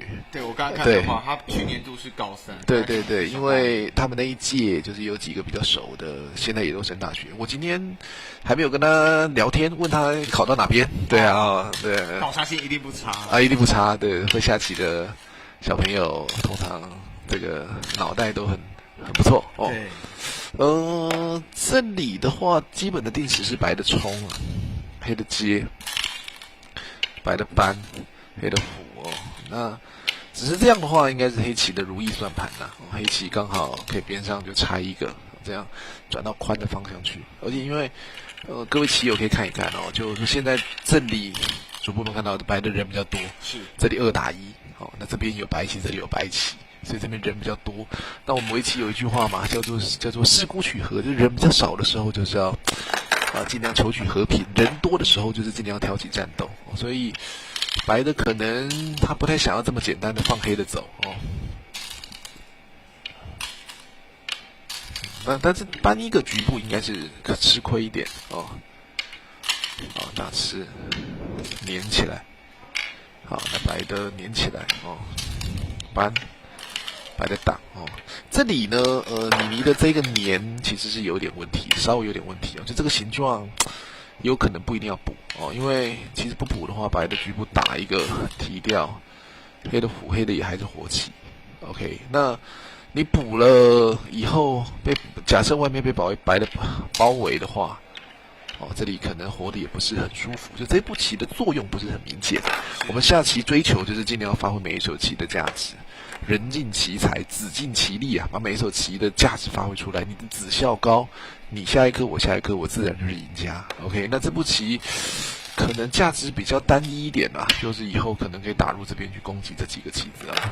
好，那黑的现在应该是可能要打入去攻击这个白棋哦。我感觉徐巧杰这个看起来布局的步调也是蛮快的哦。OK， 这里防守住，把这地给围起来。黑棋现在几个思路吧，就是扩张下面的阵地，或者是去攻击这里的白棋哦。这个刚才就休息一个3分钟，我们再继续讲解，也觉得有点累哦。那更不用说他们对局者哦，对局者刚才经过一场恶战之后哦，我许你跟薛小姐应该刚刚是有在旁边休息一下子，对，就是说刚才应该是千余跟林明啊。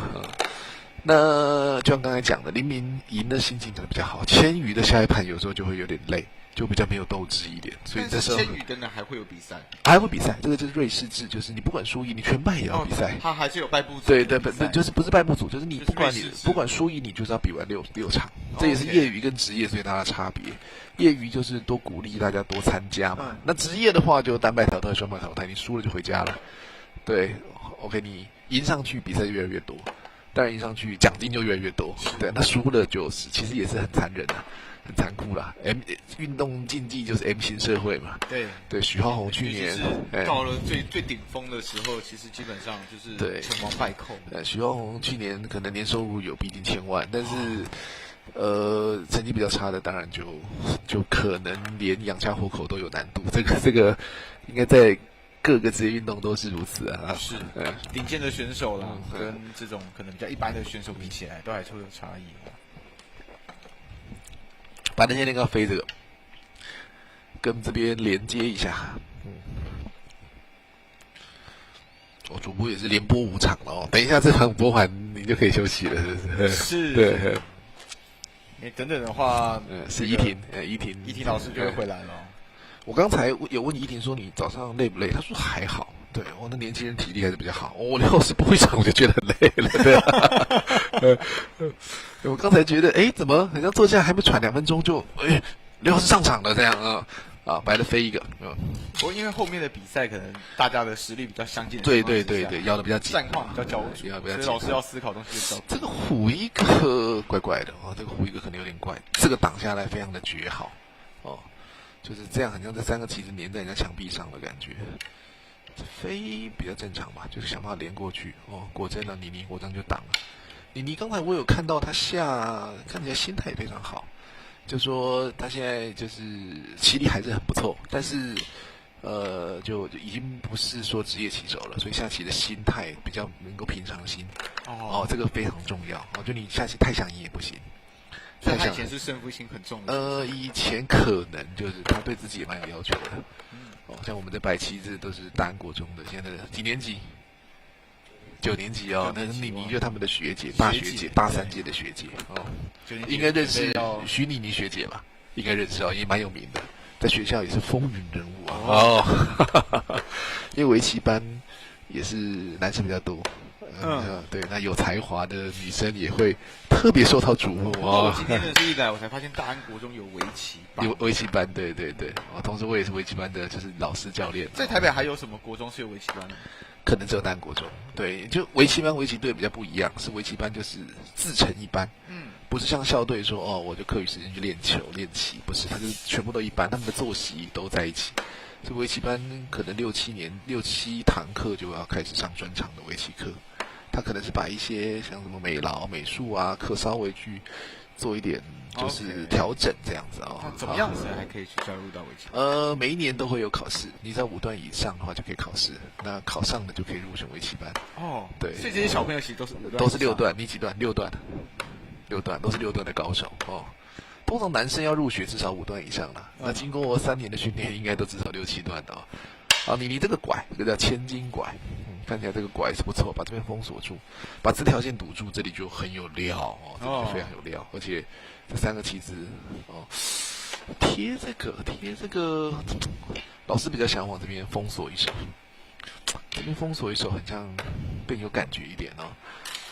他是不想被封锁，其实道理是差不多的，但是以那个逻辑来讲，就是你封锁我封锁的话，你封锁我是活棋，我封锁你的话你还没活。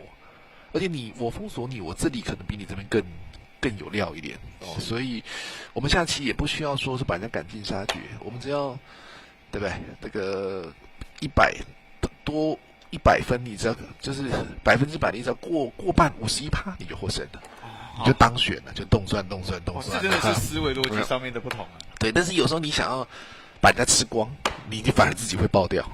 所以有时候围棋就是就稍微好一点，过50%你就是 winner， 就是赢家了，对。那土地嘛，下棋的秘密就是地多的赢，地少的输了。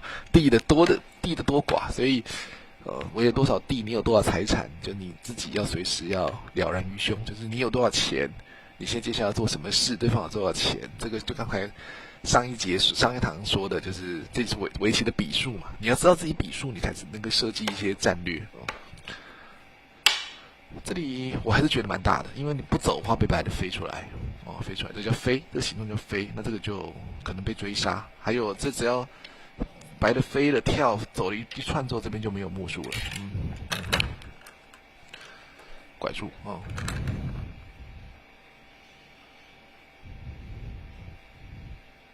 妮妮跟怡婷，同届的，是道场同届的同学。包括嘉欣，对，也是好对手哦。我刚刚在看的时候，我印象中没有错的话，徐巧杰这边也是有碰过怡婷。巧杰，我真的比较，但巧杰现在年纪就相对就比较陌生一点了。他应该也是差不多的年纪，差不多的年纪啊，是还蛮年轻的。可能是中南部的嘛，对，因为。可能就是在比赛比较少，对，但是也有可能很有实力，只是有时候升学的关系，现在三年没下了，但是重新出来一下还是很有战斗力哦。徐巧杰这边今年应该是国中而已哦。他有得到今年度国中是女子的比赛有拿到他们团体赛的这个。你不管怎么样啦，就是人的女子赛呢，高手如云的那个局面的一个状况之下，能够下到4连胜，那肯定是有点实力的哦。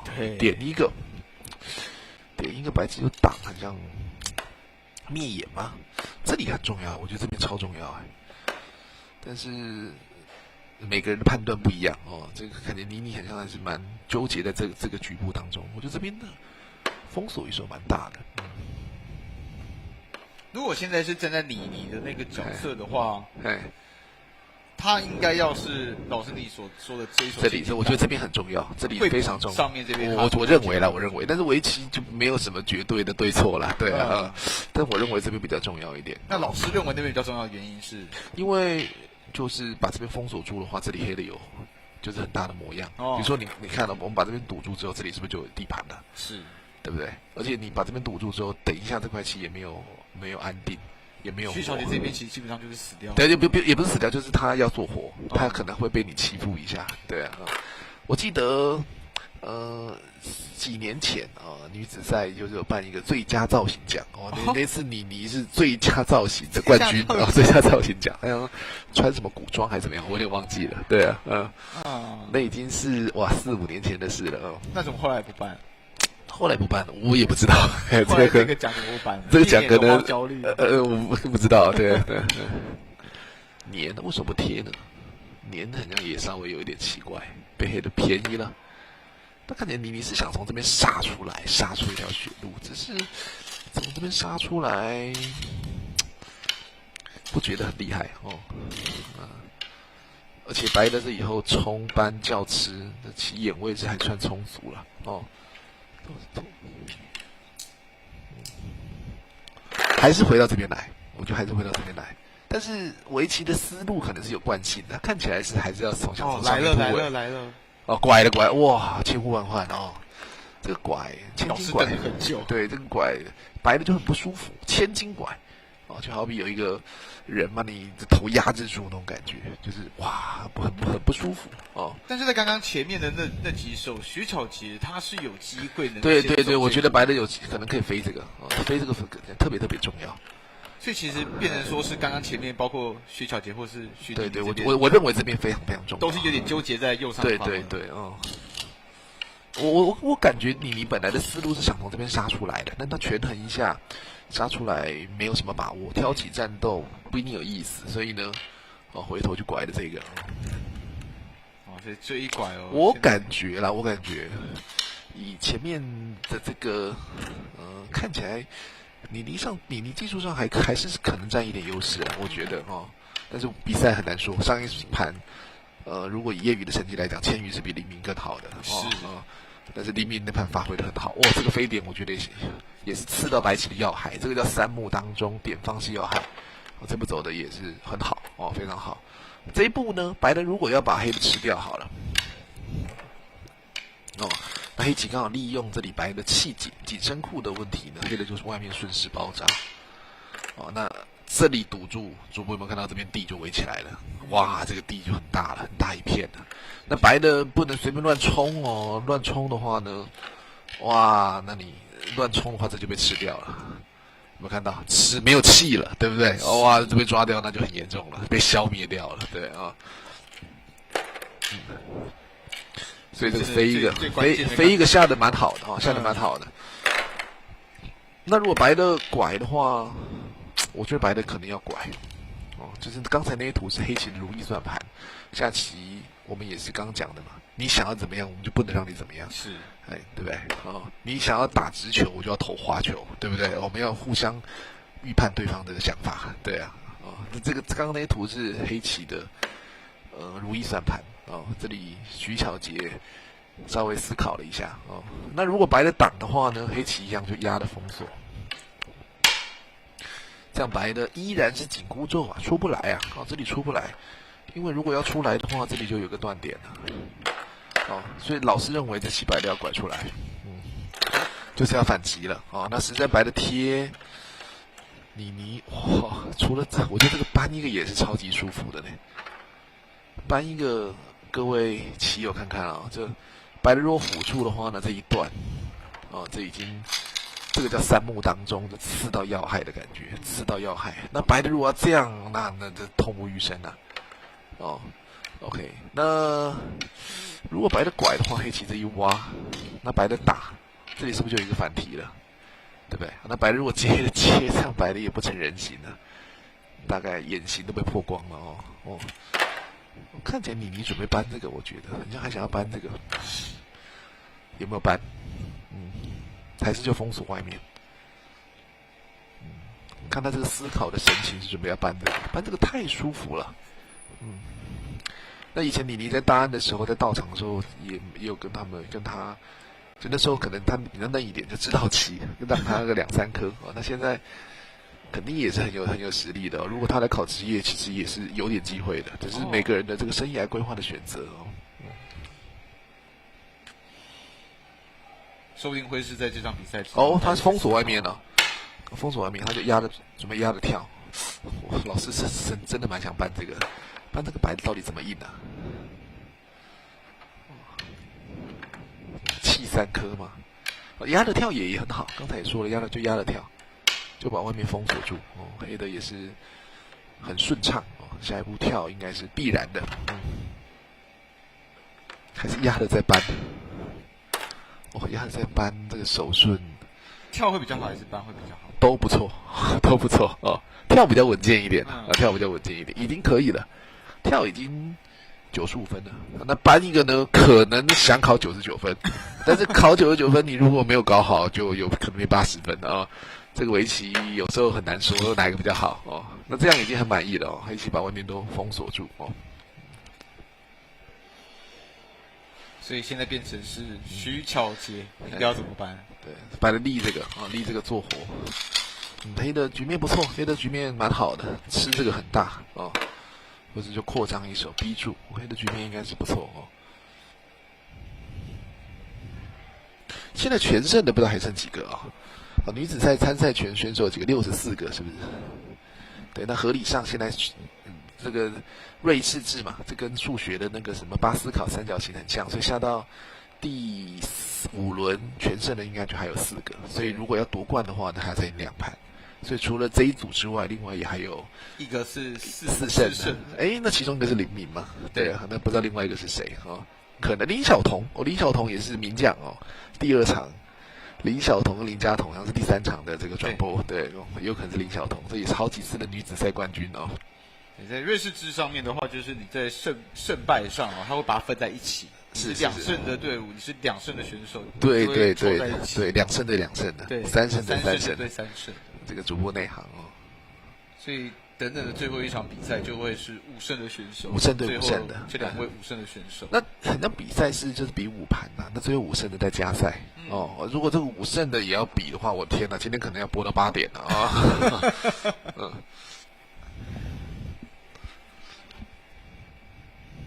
哦，黑的花一手接住也可以，我就接住走后也可以，白的飞一个。哦，这一步巧截下的也不错哦，就是防守住这里的毛病。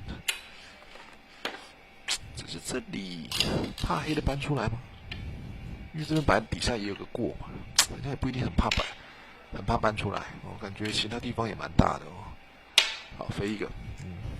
接下来的刺一手，黑的就必须想一想了。打吃，打吃10几目，还带这个威胁这里白棋的气紧哦。这边走一走，消一消，黑的感觉不错啦，但是棋局其实也还蛮长哦。现在基本的目数差不多嘛，但是看起来就是这一块跟这一块看哪一块比较大一点哦。刚才觉得这一块很大，好像这一块也不小哦，这一块也蛮有料的哦。其实你看起来就是在看上面的那一块，看怎么破，还是围还是破。觉得黑的能够封锁是蛮顺畅的，但是白的下的也还可以哦。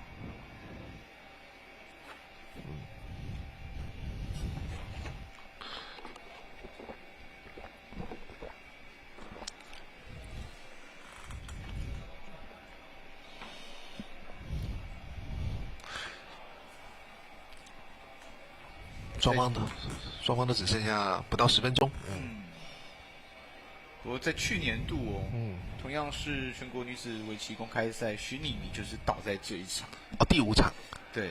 去年的冠军是？去年的冠军是张雨桥。张雨桥跟周瑜堂。周瑜堂今天第1场就输了，对，第1场就输了。那第3名的话就是徐妮妮。我觉得这一步也不错哦，这一步也蛮有想法的哦。你的下棋天分是很不错的哦。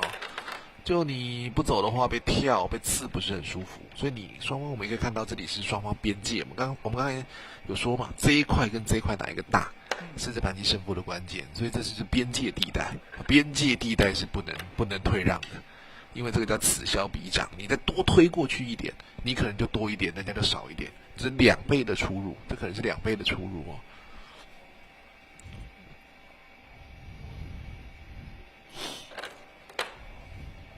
这一步我觉得蛮好的，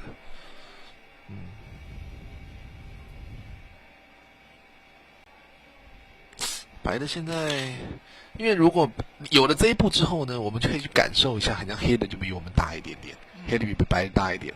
那我们下期有一句话就是我大互为啊，敌大互破啊，我们比较大就要跟人家互为，这很合理嘛，我们比较大干嘛去破人家，就跟他慢慢围就好啦。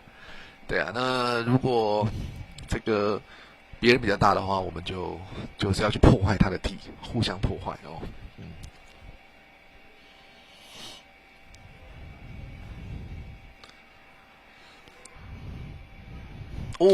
这个也是走在这个边界，但这样下可能就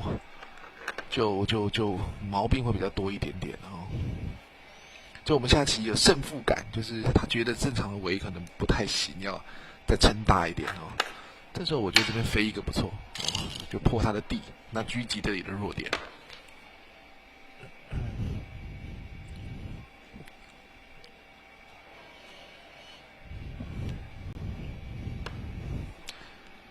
那职业的选手就可能常常要出国比赛。前一阵子我们的选手也刚从大陆的衢州回来哦，对，到了职业的赛事哦，真的就是与其为伍。对，每天的生活是对，但职业棋士可能生活也还算自由了，跟职业选手就你自己安排自己的生活，但是你要对自己的成绩负责，对，不像上班族，你可能朝9晚5要打卡，是你今天你也可以选择放松，对不对？但是你也不能都放松，反正都放松。如果你每天都放松，你成绩出得来，那也没有人会管你啊，对啊。但有些时候，你可能在做别的事情，比如说你去爬山或什么，你脑子也是会在动。前一阵子我就问许浩宏说你一天大概用多少个小时？他说他这也不是很好算，因为他有时候可能在做别的事情的时候也在象棋。对对对对。不过以老师你们的经验上面来讲的话，你会认为大概从几岁的时候可以开始去思考自己当职业选手的或者是从哪一个时机点你可以去思考了？这个我们现在有就是海丰前有个道场，我刚好是道场的执行教练哦，现在负责道场的运作。那小朋友可能到了一定的程度，他就会想要就是说我自学，那自学就是来道场每天都要练习嘛，对啊，那比较适合你可能9岁10岁，那但是你到棋力到一定的水平，比如说你年纪越小，对棋力要求一定越高嘛，对对，那当然有适不适合走职业的，我们这些专业教练可能可以看得出一些特质，当然也不一定是100%啦，但是总是优秀的职业选手会有一些就是重要的特质，比如说你对围棋无比的热爱，对，因为中间一定会遇到很多的挫折，瓶颈对，那你遇到挫折的那个容忍力是不是能够撑过去？还有下棋就是挑战困难嘛，遇到困难的事情，遇到低潮的时候，你能不能就是还是拿起勇气，鼓起勇气，这个特别的重要哦。好，这边2个人就达成协议了呢，就互相围一围这样子哦。那老师刚刚说，徐妮妮这边其实会认为围棋是 OK 的，你要围地，那我就跟着你慢慢。那我们因为我们可能凭感觉不准啊，也是要稍微来点空好了，稍微来点空判断一下，白的先有多少目哦？50、18、20、28、30、35、40、50、56、57，白57、60、61、62、63、64，白在64、5左右。那黑的如果把这个围住的话，这里黑的有多少？10、20、30、32、33。等一下，我刚才10、20、32、33、38、40、48、50、60、62、70多。刚说白多少？62、63是不是？看起来还是黑的不错哦。就如果互相围的话，这个头被扳到好像不是很舒服，这叫2字头哦。扳的扳，打吃，长，那黑的现在就可以考虑吃这个，或者把这个给堵住哦。那吃这个也是，因为你给这个压力之后，白的这边就比较不好进来了哦。这一盘互围的局面，棋盘比较小。所以会比较快结束哦，合理的预测是这样子啊，可能比上一盘轻松一点啊。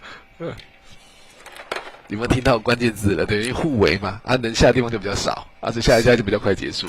但是有些时候也会围一围之后呢，双方一言不合就打起来，棋盘越下越大哦。好，所以现在是多数的状况是这样，可能会比较快结束一点哦。我已经听到老师你期待的东西。是。黑的现在长，那如果白的走的话，黑棋就是再往前贴一下，应该是大概是这个意思啦。那如果白的杆补在外面的话，里面会不会出一点问题呢？比如说打一下，再贴住，这里应该有点毛病哦，应该就破个洞了，这里就破个洞了。如果白的要 hold 住的话呢，黑的弯一下哦，那这里可以打，这样白的是撑不住的哦。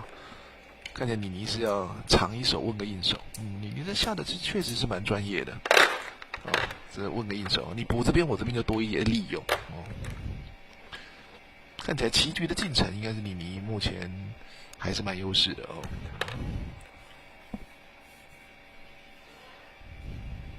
思考的时间大概差1分钟啊。现在5分钟、4分钟哦。需要其实是用的比较多一点。对对，差不多。那打的长大概就是一连串的构想哦。而且你现在所思考的，好像跟老师您就比较一致。位置。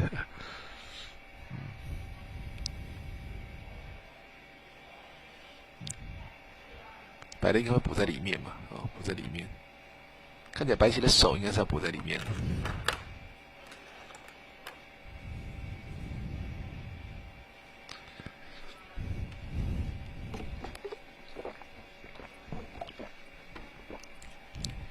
要补在这里哦，补在这里味道很坏哦，但是多赚一点。他想要补在这一带的感觉，哦，补在拐的位置，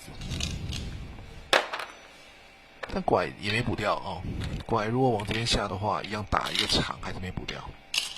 这样还是破个洞哦，再破个洞，还是破了一个大洞哦，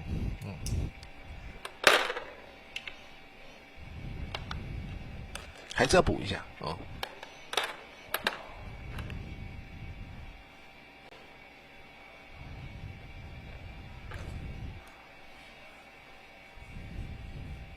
就是刚才有说嘛，就我们现在解说旁边都会有 AI，都会有一个血条。OK， 那今天我觉得这样也很不错。我就有时候返璞归真嘛，你有 AI 的数据，其实你就很容易受到它影响，对啊。那我们以前在讲解的时候，就算老师说错棋，我也不知道啦，对啊，对啊，围棋本来就很没有什么绝对的嘛，对啦。但是以前在讲解很怕一件事情，就是呢，你一直说黑赢，就都说是白赢的，完蛋了，人家要质疑你的专业了，所以你要点目点很多次。那现在有 AI 血条嘛？你看血条就知道了嘛。对，你可以看图说故事嘛，对不对？先看个结论，再用你对围棋的理解去解释一下。但我觉得今天很好，就返璞归真哦。对，但只是像上一盘棋，我就一直在点空，对，点很多次确认，展现专业度的时候。对对对，你总是胜负不能说错吧？你吹的说一路优势，结果最后是白的赢了，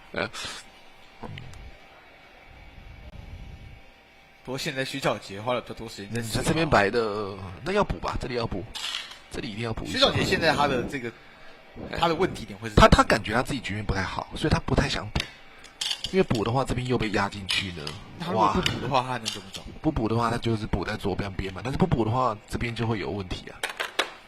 那如果白的补这里的话，黑棋的压进去，甚至就吃以后的压可以再吃这2颗哦。就他这边觉得有一点不太满意，有点委屈，但是又想不到比较好的方法哦。白的补一手了，白的补一手哦，黑的压长，黑的回头贴这个也还不错，贴可能也可以哦，也可以。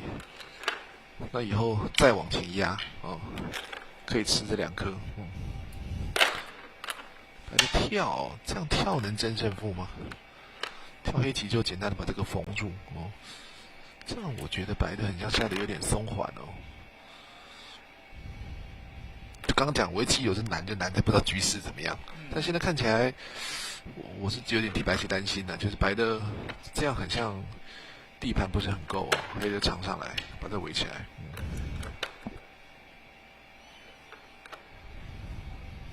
拐这个啊，拐这个黑的有可能不会理了哦。B 这边，你这盘棋下的蛮不错的，到目前为止到目前为止啊。那他们下棋的人其实也是要一直都点空，才知道现在地的状况是怎么样。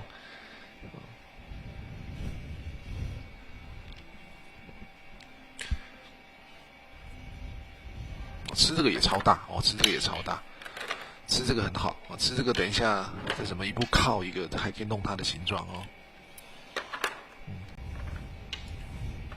这个档。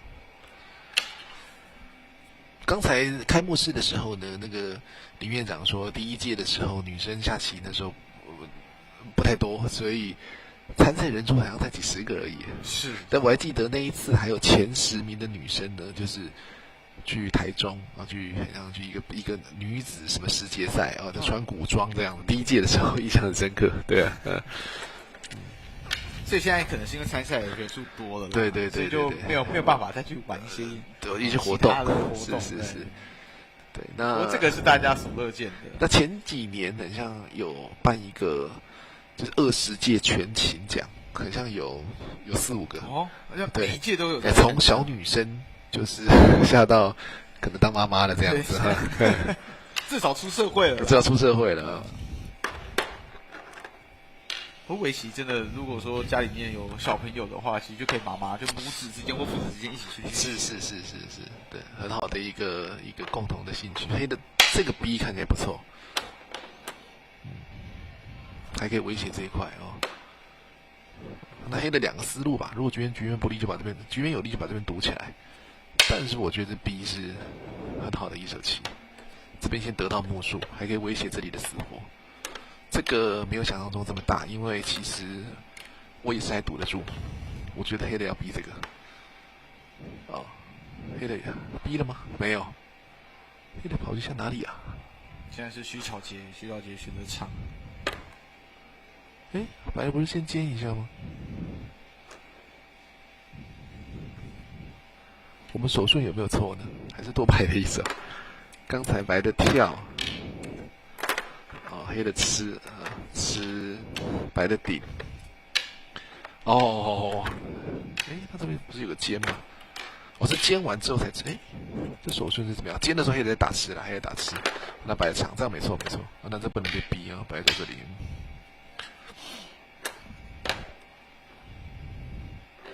飞这个，哦，飞这个很大，飞这个非常大哦，这关子超级大的。因为如果被先踢被走到之后呢，这里还有一点强弱的问题。好，那黑的如果飞进来，白棋这个跨段不成问题，可以把这个洞给堵住。哦，这样可以来判断一下好了。这个。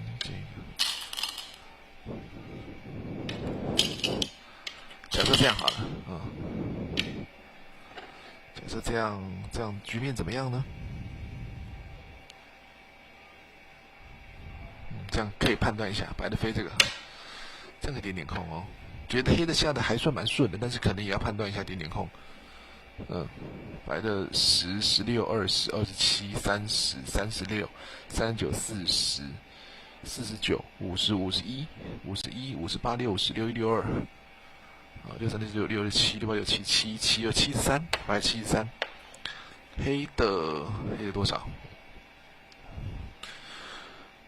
黑的90是7、20，等一下，73、50，60、20、22、32、34、40、44、49、53，55、56、78、60，哎呦，这样其实不一定哎，这样局面可能也还蛮接近的哦。这样可能不一定呢，这样不一定，这样黑的不一定好。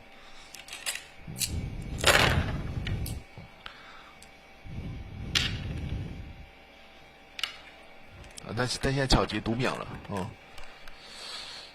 这巧杰的招法虽然看起来是比较保守一点，但是判断一下局势，好像局面并不落后哦。黑的果真飞这个是不是？飞了吗？没有，他没有飞。哦，他没有飞。光现在转往右边战场贴。贴跟那个飞交换，我怎么觉得不太便宜啊？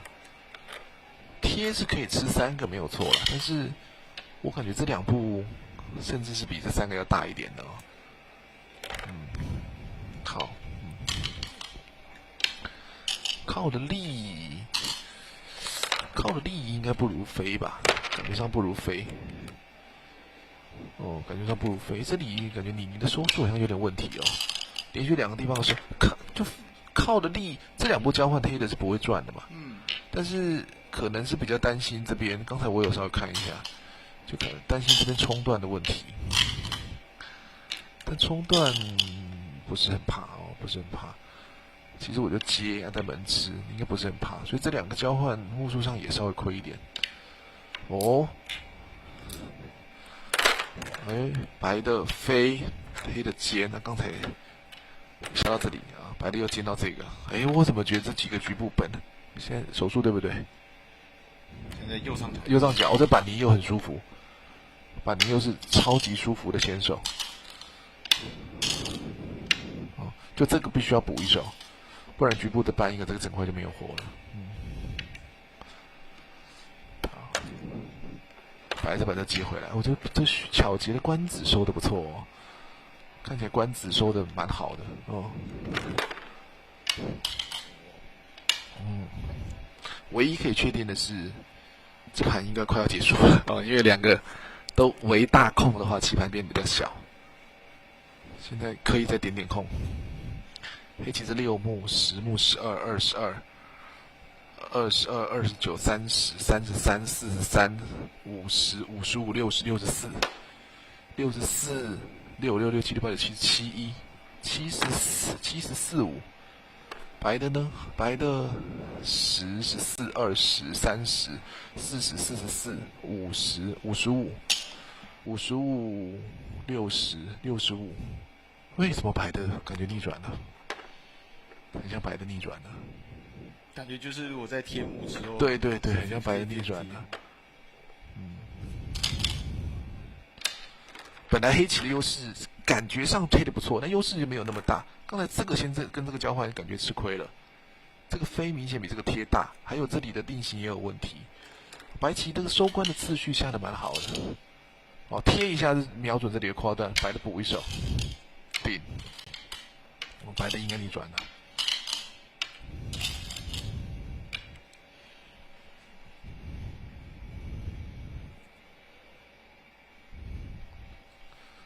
白的这一步我觉得不一定要补。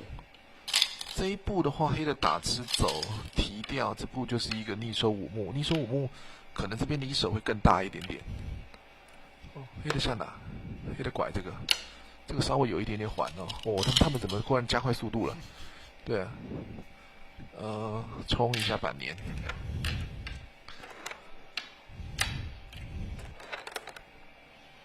白的进，这里我觉得蛮大的嘞。这个打8应该有个10目棋，他们速度好快啊。现在可以算账了，8、10、20、29、30、40、48、50、60、65，这块65、65、66、7、70多一点，72、3，白的72、3，白的有72、3，这边不算，黑的5目。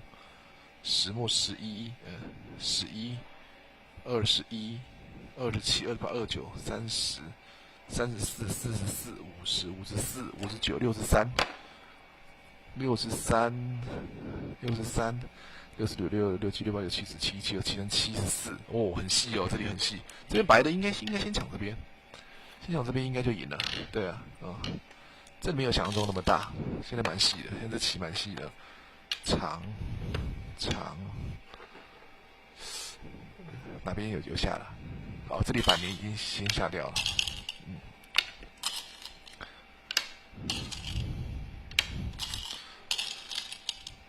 白的长，黑的长，白的板年。年这边可不可以补在这里啊？赚一点目数可不可以？补过去一点，可能可以补在这里哦，多赚一点。现在很细啊。搬，黑的挡住，我觉得白的要赢一点。80、20、29、30、40、44、48、50、60、65、70、77、78、79，我感觉白的赢一点哦。79，黑的10、14、24、24、24、28、30、32、34、44、50、53、54、55、65、7、58、59、66、1、63、66、70，白的赢了，这棋居然白的赢了。我感觉这两边应该现在是没有时间去算这个。不，是他们读秒可能有一点，本来黑的优势好像这边你稍微有点乐观，刚才这一步不知道有没有机会逼到，这边让白的围出10几目出来，这冲过了。这桥接有他厉害的地方，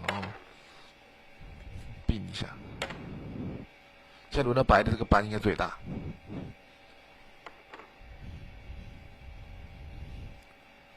所以从一开始看起来情势是黑的下的蛮顺的，但是白的没有，就感觉有时候黑棋就下的很顺手，但是优势没想象中的大，黑的缓个几步就被逆转了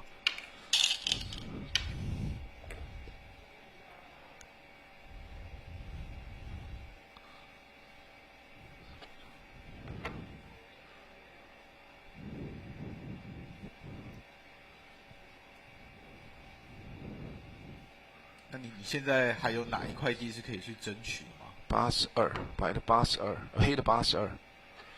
黑的8折，白的搬这个吧。哦，已经都大概定型了哦。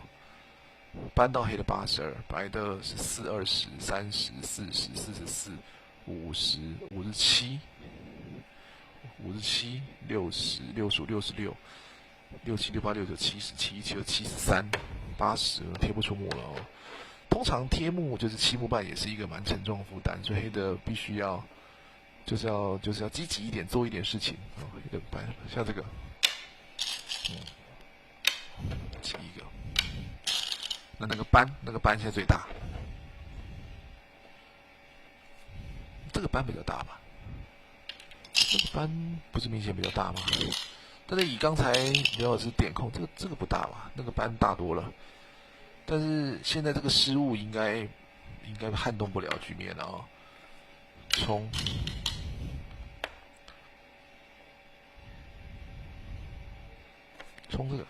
这个是先手，在抢这个班。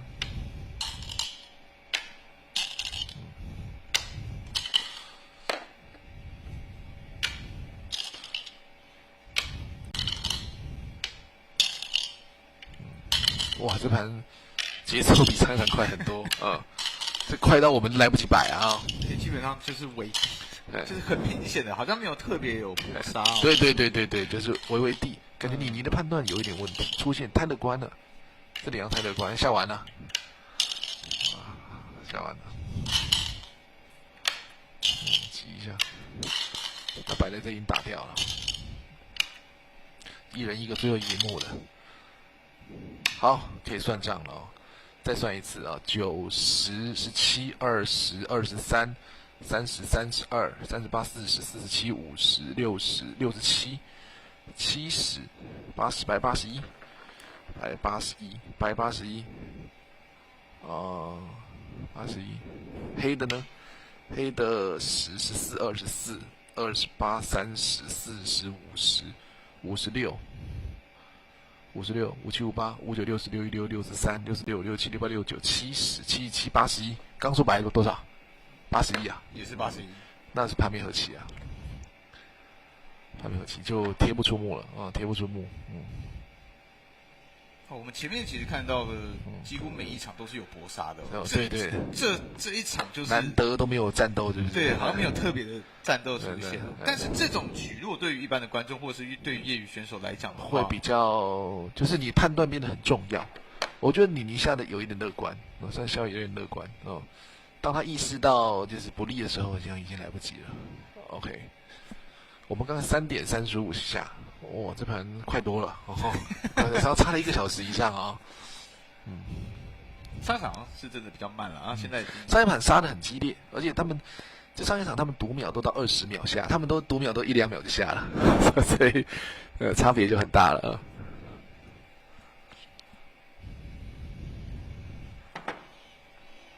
所以照老师您刚刚算的话，巧杰这边应该是181啊。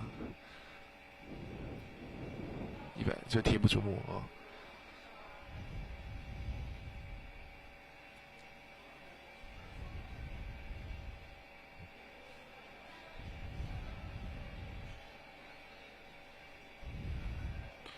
感觉你现在应该算一算之后，他自己应该也会意识到，应该知道自己可能输了吗？对啊，现在多少？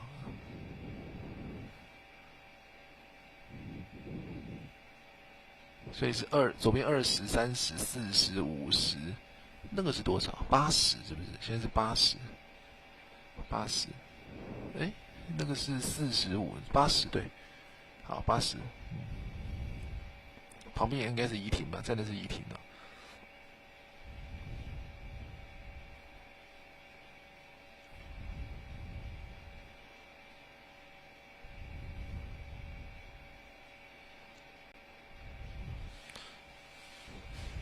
徐巧杰看起来这一场比赛机会是越来越大了哦。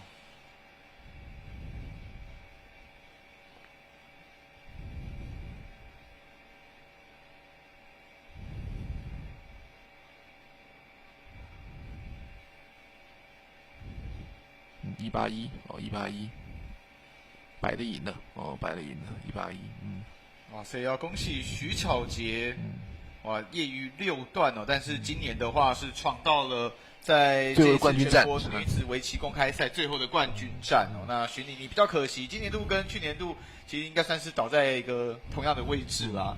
那我想这就是围棋的这个战争了。那希望说这几位选手都能够有好的表现。那这场是今天的倒数第2场，下一场比赛会是最终的冠军战，请观众朋友们要持续的锁定，因为怡婷跟刘老师要同场的来为大家来一起来看棋。那今天这场比赛，感谢观众朋友您的收看，我是秉承，下场见了，拜拜，拜拜，拜拜，拜拜。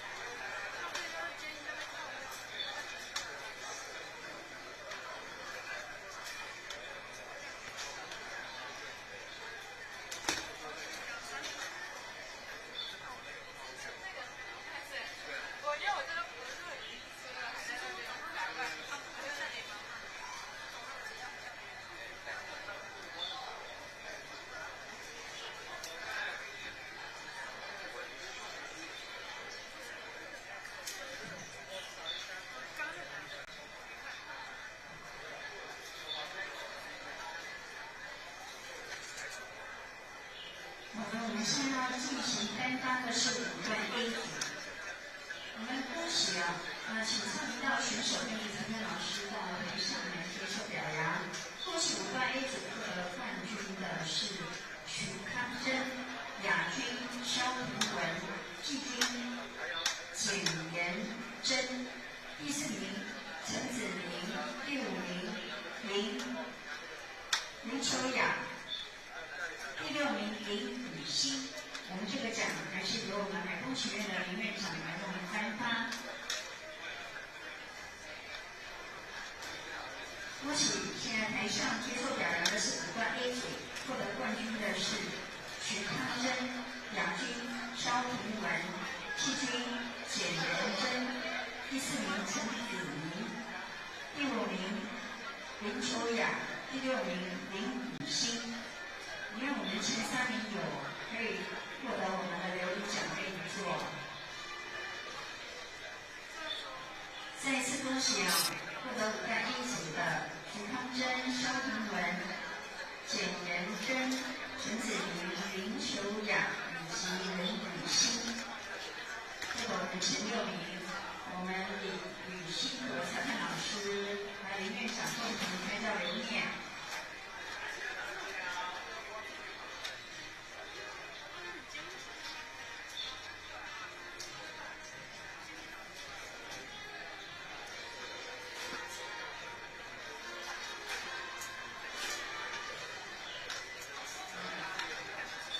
好的，我们可能说明一下亚军的肖平文正好是我们工作人员这一组的，我们肖爸爸跟肖妈妈2位对，他们从在安抚中就一直到现在，平文你要跟爸爸妈妈、工作人员一起拍照留念的。这个多年抗战。从5段挑战10号的6段，再次恭喜。这都是我们工作人员基本的工作人员。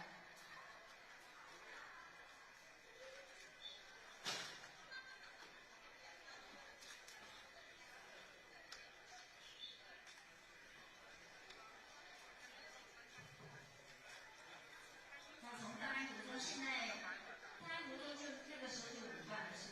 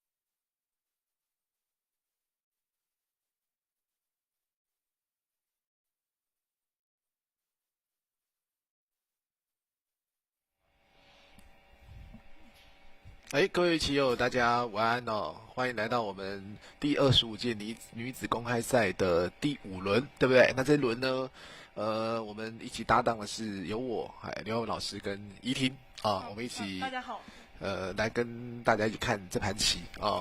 OK， 那这盘棋的2个主角呢，很像早上也都有登场，对不对？明芬是不是有第1轮、第2轮？还第1轮？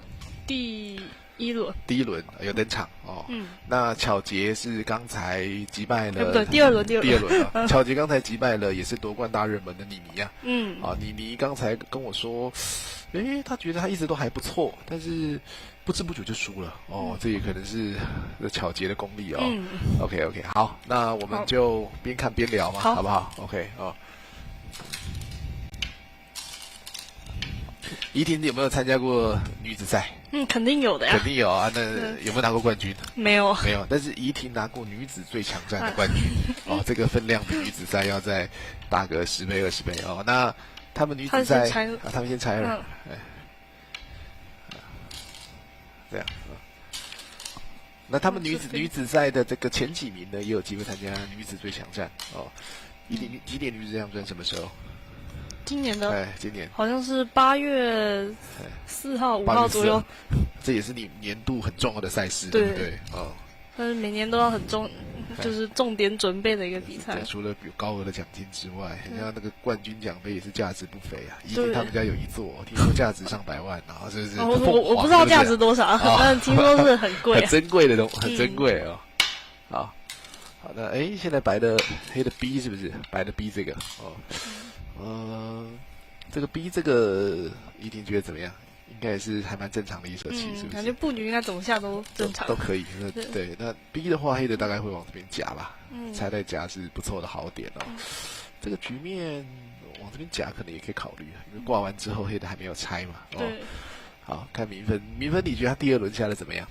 我觉得下得很好，就是我摆一摆，我觉得黑棋应该怎么下，然后他马上就下了那步。跟你一样厉害，难怪他可以下到这个5连胜、4连胜，是不是？5连胜哦，这已经是第6轮了。我刚刚还有特别去跟他说，他下来都跟我想的一样。是，那明芬的也是黄山军呐，是不是你同学的学妹？是不是学妹啊？这个7年级的学妹啊。明芬这个今年是7年级哦，那他棋一直都是很不错啊，只是之前有时候容易想太多了，对，那最近怎么心态变好了，这成绩自然就上来了哦。黑的下哪里啊？黑的走最黑的 B 这个啊，白的踢的甲，应该会拆。那巧杰的上一盘，刚才我也问了一些。前辈他说巧杰可能相对比较不是那么的大家知道，但是上一盘棋我觉得他下的也是不错，我都觉得他下的有点委屈，但其实仔细盘点一下局势，他也不落后。OK， 那你比较乐观的情况之下，最后官子就被反超了。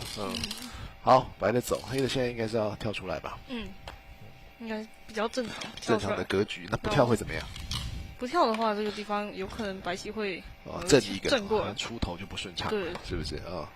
就比如说你也不能随便放弃，还是蛮大的，对不对？那如果比如说要这样跑的话，这样的话白棋就往贴一个那这样不能看的。但是如果再被人家拐一下，你如果只能下出这种棋的话，那肯定不能接受。不能接受就是空三角大鱼血哦。对，那所以黑的可以考虑就是出头一手，至少保持这个出路的顺畅哦。那除了这个之外，宽的地方很大，还是这边有没有什么一点手段，可能往这边点呢？你们也是下的堂堂正正的哦。明芬也是，之前有带过道场，也算是你的学妹吧？学妹啊。怡婷算是你同学，对不对？飞一个，其实我觉得这个白的下的不错这个飞现在很像也蛮合理的，对不对？加强自身，威胁你。那黑正常应该这个局部正常应该是靠对，然后唬住。对，那这样子黑棋这里的狙击打入就不见了哦。那白的粘或是立嘛，粘或立，哪个好？好像是粘比较好。粘比较好，因为立的话会被断。对。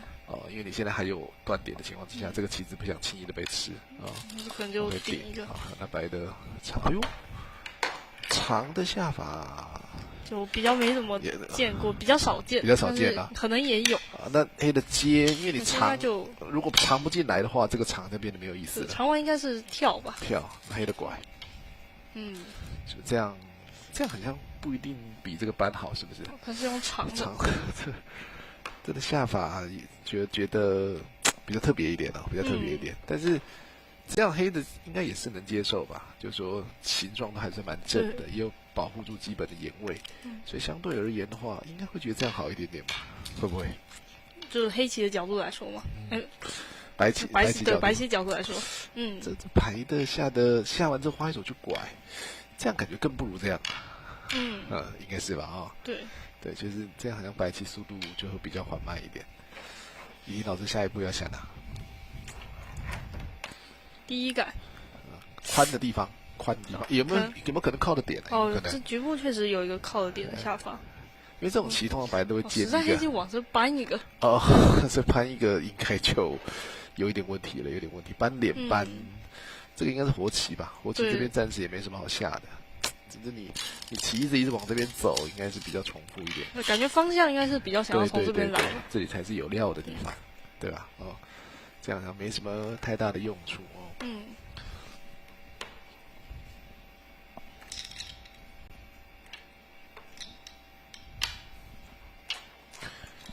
哎呦，他的怡婷女子赛的最好成绩，最好成绩，就是输一盘，然后就辅分太低，掉到第6名去了。对，然后因为这个比赛有一年是那个因为疫情，所以停办了1年。OK， 那后来就升职业了，对，没机会比了。对，应该算是比较有机会获得好名次的时候，刚好停办了。疫情，该死的疫情啊！但没关系啦，你已经拿过女子最强了，这个就给别人拿。这地方会不会把棋打掉一下会比较好？可能打掉比较好，这种棋种都打得退。黑的黑的又再补一手，哇，黑的很厚哦，厚啊，很厚，红太厚啊，非常厚。那厚完之后，就可能点一个就有点狙击了。一般来讲，这边也不是想走一手，白棋下的也很稳，很稳哦。但这个飞确实也不是很舒服啦，这个飞很痒哦，就飞不走一痒，不走一痒。不走被刺一个，那是很喷血。飞一个我觉得也蛮本手的。这个巧捷进来怎么办？对，有力量就要发挥。对啊，看起来是这样。黑的是子力优势，先靠的点。先看看白棋怎么下。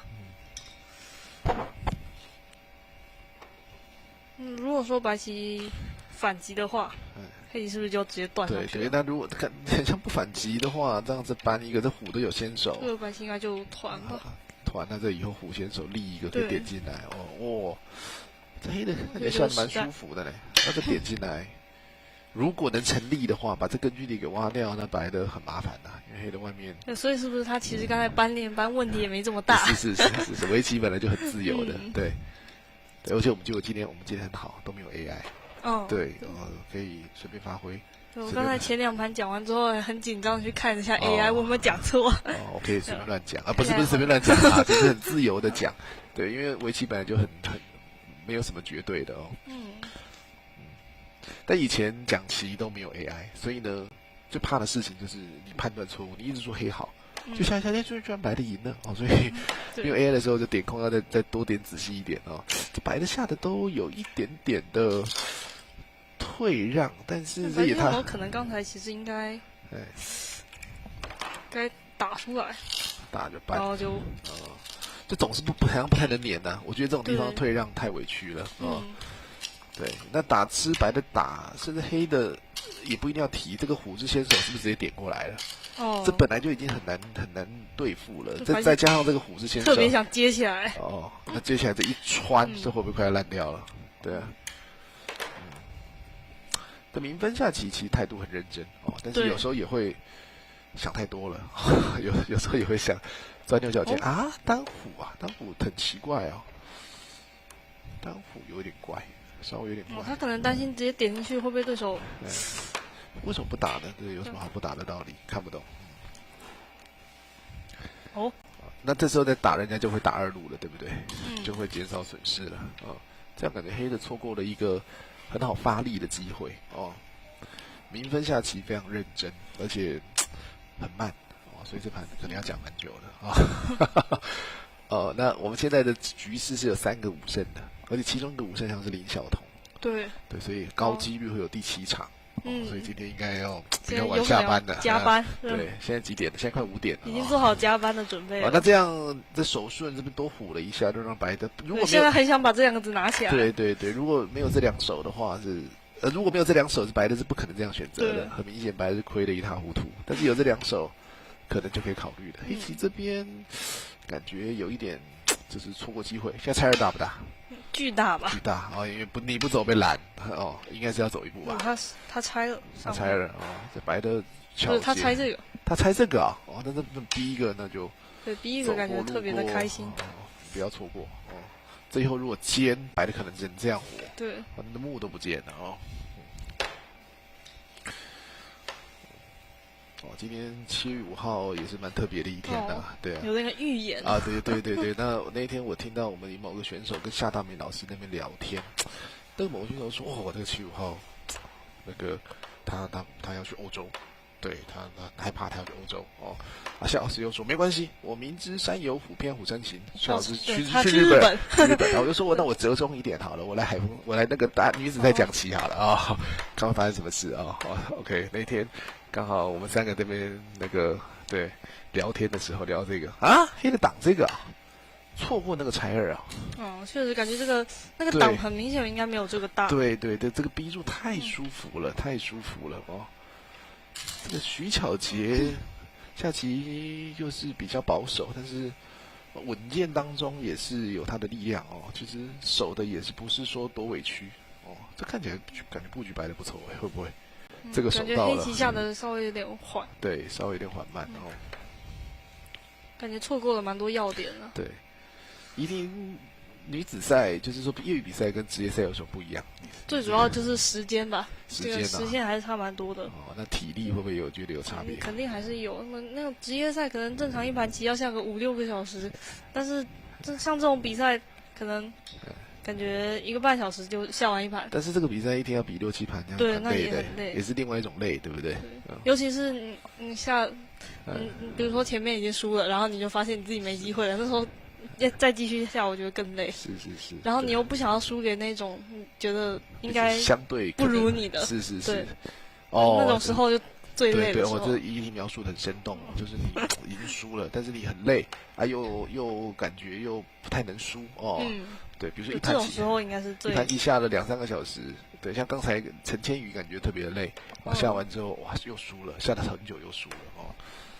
但是比赛心态是不是也蛮重要的哦？对，一天记得2年前的时候比女子最强战的时候，那时候大家你也是新人嘛，是不是？对，那你压力可能比较小，对，没什么想法，发挥的特别好。我去面对到卢老师、杨老师这种高手的时候，就比较没有什么包袱，没什么想法。那去年卫冕者会不会就心态就比较不一样了？对，肯定是会不一样。就是想说去年都冠军了，那今年可能也想要再冲一下。总不能下太烂啊，总不能1轮游这样子，对，2轮游。对，所以下棋心态很重要哦。这个打入应该还可以啦哈。白棋现在怎么下？白棋怎么下？白怎么下？如果尖会不会飞？是不是？那如果包不住的话，这个是不是不一定赚？是不是？感觉想要先往是什么？先飞一下，先飞长一下，飞一下做一点准备，看可不可以接。对。但你如果飞，第2下应该不一定走得到啊。第2下黑的应该是不会再理的吧？对。黑的应该会出去的，对不对？看能不能飞完再尖之类的。飞完再尖啊，白看看好了，飞完再尖，把它罩住。如果能把它罩住，当然是最完美的。就如果黑棋还是飞的话，跨段对不对？要怎么罩？还是尖？我也不知道。跨段可以吗？跨段试看看好了，跨段。再来打吃，是不是？那白的就要封锁嘛，封锁可能就有一个结的问题。那这样就比较复杂一点。结，那黑的如果没有结的话，没有厉害的结，你比如说你要开上去，这个不大，这不一定够啊，这吃掉也是非常壮观的。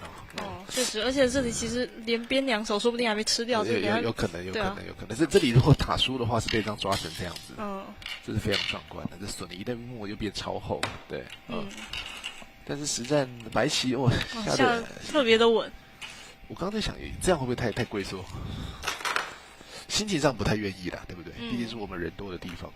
但比如这样再往这边跳一跳，其实应该也还好，还可以接受。黑的刺进去哦，黑的本来就是要下的积极主动一点，4下一步搬一个，白的应该会搬一个，搬或者立应该都可以。现在能搬想搬，因为挤不了。对，搬一个下了没有？下的很快。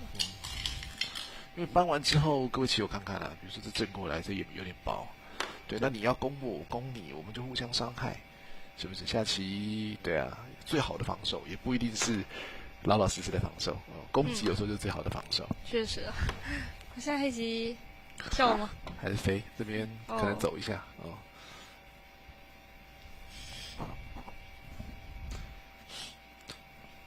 怡婷今年也是哇，大学的新鲜人。哎，刚才我是老师的学妹，对学妹哦，成大的学妹。对，那刚才有讲到妮是不是跟你同一届的？对，她考到哪边？她要考分科。她考分科啊？对。什么分科？什么意思啊？分科就是只考，就是要。只考还没考啊？对，还没考。所以好像是下周。下周考。对，我就跟他说，他怎么这么有勇气？下周要考试，这都还来拼这个比赛。平常心嘛，放松一下嘛，对不对？下棋放松一下。跳一怎么样？跳一感觉是被白棋接应的，好像。感觉比较想从这里来，对不对？因为从这里压迫他，即便活了，这有可能变实地。而且就是说，各位棋友看看，因为现在走成这样子，白的这边应该是有点先手。所以如果被尖的话，先手完这边一尖，这2颗有可能出不太去，是不是？对，有可能出不太去哦。现在就看看白棋可能先往这边，像刚才刘老师说的这个镇住。镇住我觉得不错。镇完之后，先看黑棋快怎么活，然后活完之后再把这个给尖了。对，那如果互相伤害的话，应该黑的死的比较大，对不对？伤残棋我感觉徐巧杰围地破地啊的那个分寸拿捏的不错，其实判断拿捏的不错。那这盘不一样的格局，看他怎么发挥自己的实力啊！跳一个应该也还可以吧？就从那边攻个几下，再准备接这个。那刚怡婷说的，如果这边有一点隐藏的先手的话，想从上面来是更急迫的哦。所以分科妮是先考个学测学测考得不满意。没有，他说他学测其实考得很好，但是他觉得他可以再更好。很追求对。已经90分了，还要再要100分。这很有追求感。对，我们刚才聊到的怡婷跟妮还有嘉欣都是同一届的。没有，嘉欣不是。嘉欣是嘉欣比我小2届。小2届，但是也当过同学，有当过同学。我说就是道场同一，就是同一届。对，那一届3个女生，不止棋力很优秀，颜值也都很高白棋飞这个会不会有点问题啊？这个局部以后黑棋就可以靠一个。不如尖，对不对？感觉如果要封锁的话，可能尖比较好一点。黑的会不会马上跨断呢？如果我是黑棋，可能就直接跨断了。马上跨断。感觉应该没有什么不好。跨断打就跑，这真是应该有力啊！应该有力，应该跑吧？应该是跑，这人这么多，对不对？人多就要打架。这样白棋怎么办？这样白的不知道怎么办。对，所以这个飞的棋形有一点怪。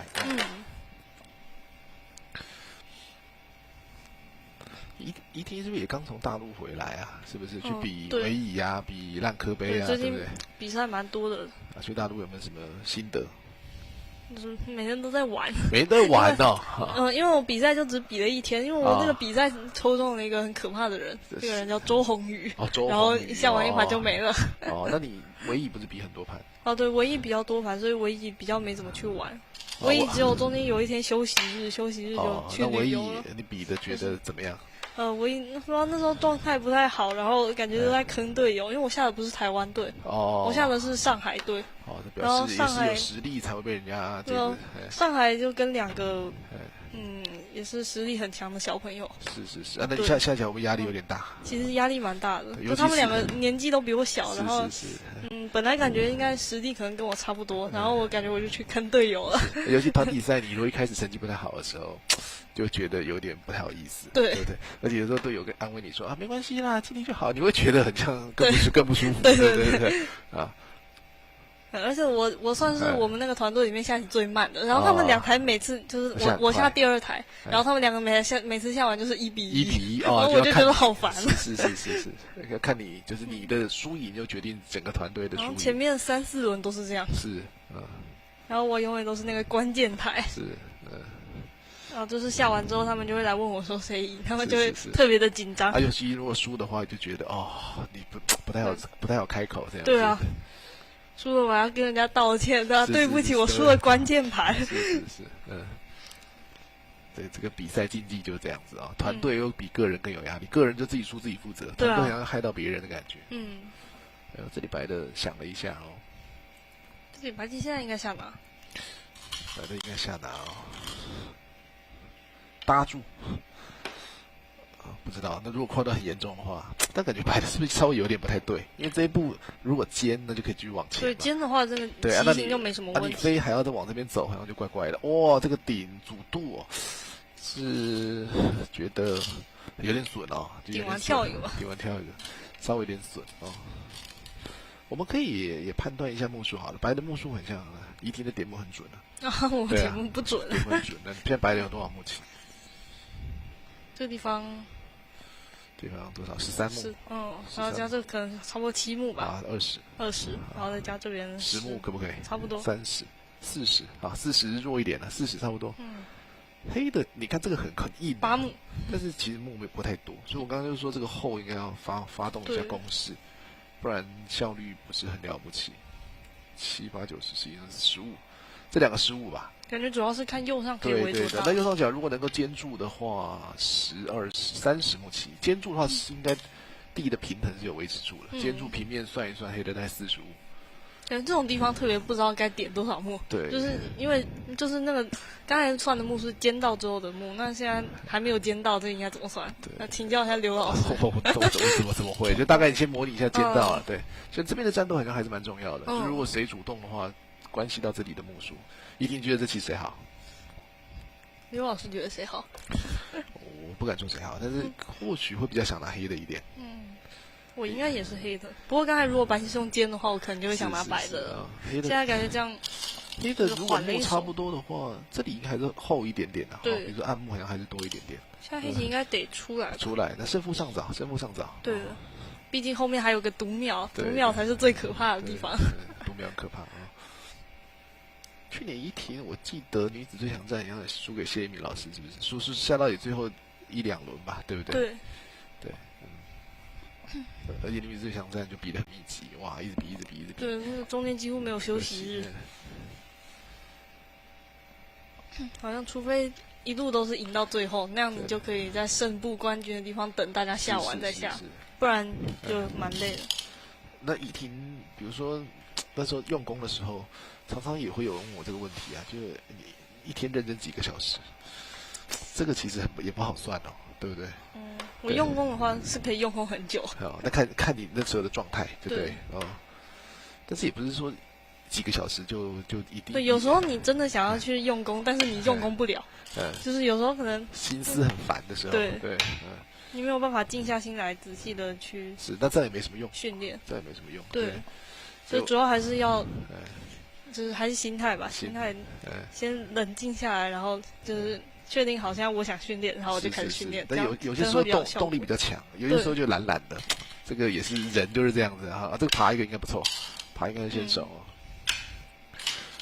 白的中间跳一跳吧，再来就破这一块，这块应该是最有出入的地方，不然其他地方都很坚实，不容易有什么出入哦。跳一个应该差不多。这地方特别想要去拖他一下。对，很想拖他一下。就这种地方拖一个很舒服。正常情况下，如果这白棋没有贴出来的情况下，白棋肯定是要扳死。但是现在因为外面这里有太多棋子了，所以说这样应该如果拖一个，对，这样损失太多了，应该不行。所以拖可能白棋只能挡在里面。那个拖蛮舒服的。对，应该还是黑的比较主动的局面的哈。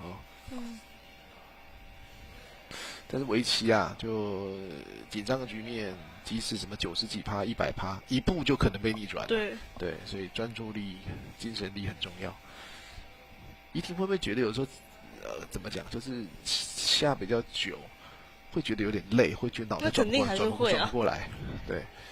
因为刚才跟主播聊到，就说，就是为什么最顶尖的女生跟最顶尖的男生还是有一点点差距？我觉得在体力上其实还是会有差，然后那个精神力有时候下久了会有点，就是精神不集中。是，而且男生就是基数也比较大嘛，学习的男生可能又更多一点。这个徐巧杰选手，对啊，5连胜哇，也赢了你一些高手，对，这个蛮厉害的哦。那刘老师应该也算圈内，就比如说很多棋手应该都大概都认识吧，甚至很多都教过。这巧杰真的是比较，我也没怎么听过对，但是居然有这么强大的实力，是有一点让人觉得刮目相看，对，就稳稳的哦。现在看他的棋，目前就下得特别的稳，特别的稳哦。那这步我觉得也蛮关键的，所以也需要想一想。哦，往这边跳。哦，这边跳，感觉是不如往这边跳。是，就比较缓慢悠哉一点。这个地方是不是黑棋飞？这个是不是很大？可能哦。但你刚才一定说如果拖到的话，拖白棋应该就会挡。还等什么？这拖退，双方根据地都有目数。确实，拖退的话，白棋这个局部，他可能还要做活。对，刚才你又说他觉得对方走的比较温和一点，一直觉得局面不错，那不知不觉就输了哦，这也是人家的功力啊，对啊。拖退不错。拖退的话，白棋走什么？要不要吃一颗？那吃一颗，你说就断一个。那吃一颗也，那走什么？不走就没活啊。哦，对，不走的话，那外面的出路看起来也没有很宽敞，对不对？确实感觉拖退的话，白棋可能蛮难受的。如果只能吃一颗的话，那黑棋拖退应该总不亏。是。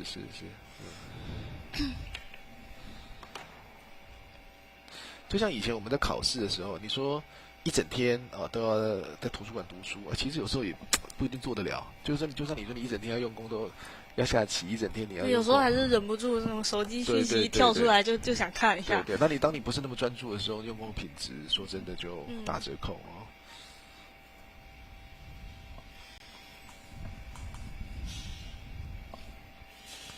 跳，黑的下了吗？还没。像这样子，人家这样下反而比较不会下，就是对，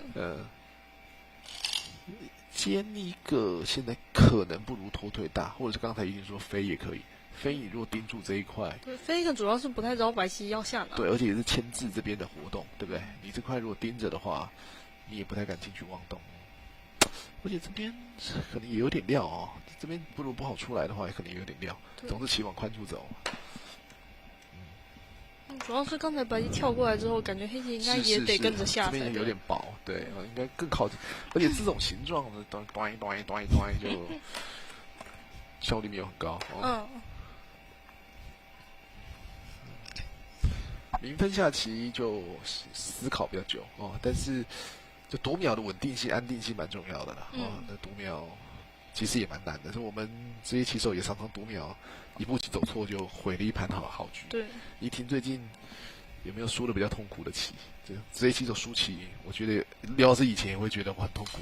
最近应该还好，有比较印象深刻的棋。我记得我曾经有一盘棋，就整盘都优势，进行完全的，好像最后一盘就最后读秒把自己接死了。哇，当下真的有就像要撞墙的感觉，但真的很难受，非常难过。对，那种下特别久的棋，然后感觉就已经马上就要赢了，然后这时候突然失误，这种感觉就是特别。压一个怎么样？也还可以吗？但是比较想拖退哦。第一感觉都可能有一点缓，有点缓，因为这边你比如说你如果这样好了，拖退这块棋如果大概都活了，那这个也很铁，那你这个也不用太担心的话，那这步棋是不是价值就比较不明显了，对不对？现在感觉如果不下的话，白棋会从这个地方出来吗？感觉也。不会，敌之己所，我之己所嘛。你不下，我也不会下，那也没什么好下的哦。虚，黑的黏，感觉这个对，那个拖退还是很大。不过白棋先下的话，是不是也不好下？白的先下就尖吗？就尖一个。就正里现在最有出入的地方是这个地啦，但是这里的强弱可能会决定这里地的。多寡对，所以其实黑棋刚才往这边飞的话，可能间接也算是围那边的空。是。现在黑棋怎么下？半年先手，应该是先手。白棋是弯还是退？不知道。差不多弯吗？不知道，搞不清楚。我觉得还是比较好。我觉得还是想拖退嘞，就是你现在这块有点薄，就拖退做点眼，不然就这边走一手。这边，比如说，如果现在这一带这是地嘛，不知道怎么下。现在这里还不如现在这里，因为你留点味道，多围几目也不一定划算。那如果现在还是飞呢？我感觉现在飞的话就有点奇怪了，人家就多个跳了，人家飞出来。对，现在这边料比较少了，棋子的价值也是一直在变动的哦。实战搬了，搬完应该就是要接住。那应该就接住。那现在不知道白棋是哪个比较好，感觉应该会想弯一个的话，目数比较好。所以怡婷就说成大的这个真是围棋有围棋的成绩吗？还是就是有点加分，是不是？我们这个是算是一堆才艺和在一起的这种，是，所以特别多人来，就是各式各样的才艺都有。比如说，我看好像有什么叠杯、跳舞，然后什么叠杯也可以啊。对，反正就是各式各样。是，就他们那一届，倪妮啊、怡婷啊、嘉欣啊，我觉得3个的个性都不太一样啊。对，怡婷比较活泼一点，对，嘉欣感觉对啊，就比较认真执着。你其实应该跟我蛮像的，跟你蛮像的。今天的靠这一步，我怎么觉得看的不是很明白？这样，白的走，黑的就要接这个就对了，要割这一颗，是不是？感觉也还可以，好像还可以，好像还可以。如果能这样割掉的话，也是蛮有料的，是不是？对，也是蛮有料。那如果这样割的话，那就差太多了。只是这样割的话，黑的可以接这个，对不对？对哦，所以好像也还行，看起来是好棋啊。对。那会不会其实白棋刚才这个点飞有问题？是，我刚才讲上一盘的时候也觉得黑的意思都不错。那点空发现好像优势没有很大，就你缓个2步就输了。对啊。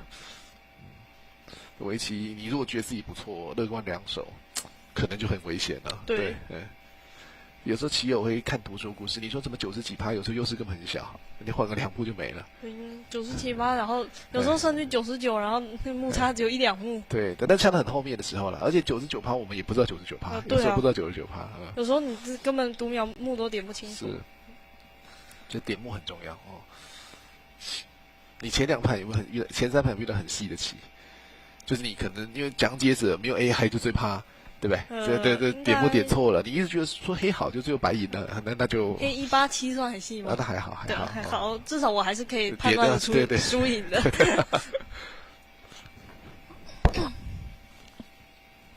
现在白棋怎么办？感觉这个今天的靠没有什么问题，感觉下的蛮好的，还可以。我是感觉白棋刚才这个本身跳完之后飞出去就留下一点缺陷。就如果是这样，可能就不是那么想跨。对，跨价值就还好，那多虚了一下，这跨就增值了一点。黑的目如果我们刚刚讲说保住这边嘛，目就不差了嘛。那如果能够跨死这一颗的话，黑的中间的料又多出1包。对。白怎么办？压缩这一包。白的还是打入这里。这里得要想一想，感觉确实那边早晚得打入进去，不然这个我们刚说这是空的话，白的地感觉不太容易够。我一直感觉这个飞很大，那还是要跳，是我的错觉吗？现在更大了，现在更大，刚才不大，现在大。那这边黑的飞，我怎么觉得白这边也不是那么好出来？对啊，所以你如果飞到之后这块其实也还没有完全活。对，你割了这一颗飞到这里可能有，说明涨一涨可能有20目，现在跳一个应该蛮正常。那黑棋会跟得下吗？还是会围那个？黑的跟得下是不是也可以考虑？还是拖这个？拖那个心心念念的拖一个。但是现在应该已经火了，拖可能价值就没有那么大，拖人家就吃，是不是？因为刚才如果往这边吃的话，白的也不是很愿意啊，因为这边有个断点。现在煎了一下，那边可能暂时就没有那么吸引人了。跳的话，他跳了吗？他跳了，还没。他还没跳。这个跳我觉得蛮重要的。跳的话，黑棋，他往这跳，往这跳。首先这里连接，我怎么感觉这个黑棋好像随时这一靠断，不知道白棋怎么办？这周围都这么厚，可能要小心一点哦。还有黑人就听怡婷的先飞好了。那边要处理的时候，比如说我就这样直接过肩摔，这黑的周围厚成这样子，白的应该有点麻烦。跳感觉怪怪的。我在想有没有更狠的下法，还要更狠。不过感觉靠一个已经靠了班已经不错了。感觉白棋这个跳的太这个步子迈的太大了。对，跳一是95%都有连接，跳2就不一定了。当然跳一上一盘陈千羽也是被中间被挖断，这是比较特殊的例子啊。我看千羽刚比完赛也跟怡婷就是在这边摆，我跟他关系还不错，蛮熟的就对了。对，他请怡婷帮他复盘，这学习态度也很不错哦。他生日跟我差1天。哦。那你下礼拜有没有比富邦甲子杯？有啊。你们那队队友是谁？沈义恩，还有永安老师。永安老师，去年的班底嘛。对，我们已经连比3年了。那富邦甲子杯就是有分2组，一个是专业组，一个是相对就是比较业余组。对。那陈千羽好像他跟杨泰雄老师跟王林宇好像已经2连冠了。对。已经2连霸。那他们今年在哪一组？我不知道但在上面当然就比较不容易了。对，在上面的话有那个陈其瑞老师。陈其瑞。他们已经2连冠了。陈曦吗？还有陈昌元老师。对。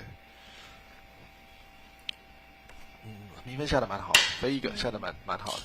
这种局面就是黑的优势，而且厚的，你到读秒的时候呢，也比较不容易出错。对，就你厚一下，你一发力，你可能人家就很难办。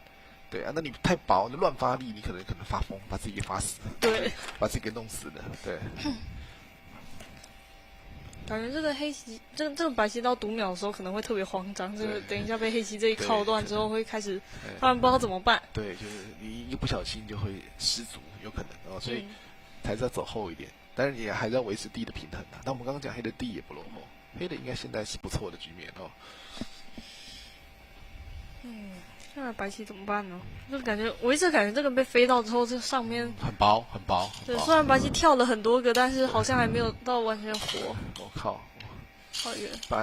哇，那现在黑的，你看万事俱备呢。这个如果等一下过来的话，这白的看起来是很麻烦的。顶一个好。顶个第一杆。还是想要来了。民分也快进入读秒了。直接来白棋怎么办？不知道，对啊。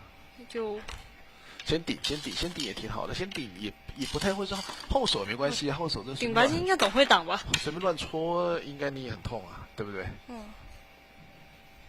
挡的话，再靠吗？但民分的读秒有时候会有一点点的，就是慌乱。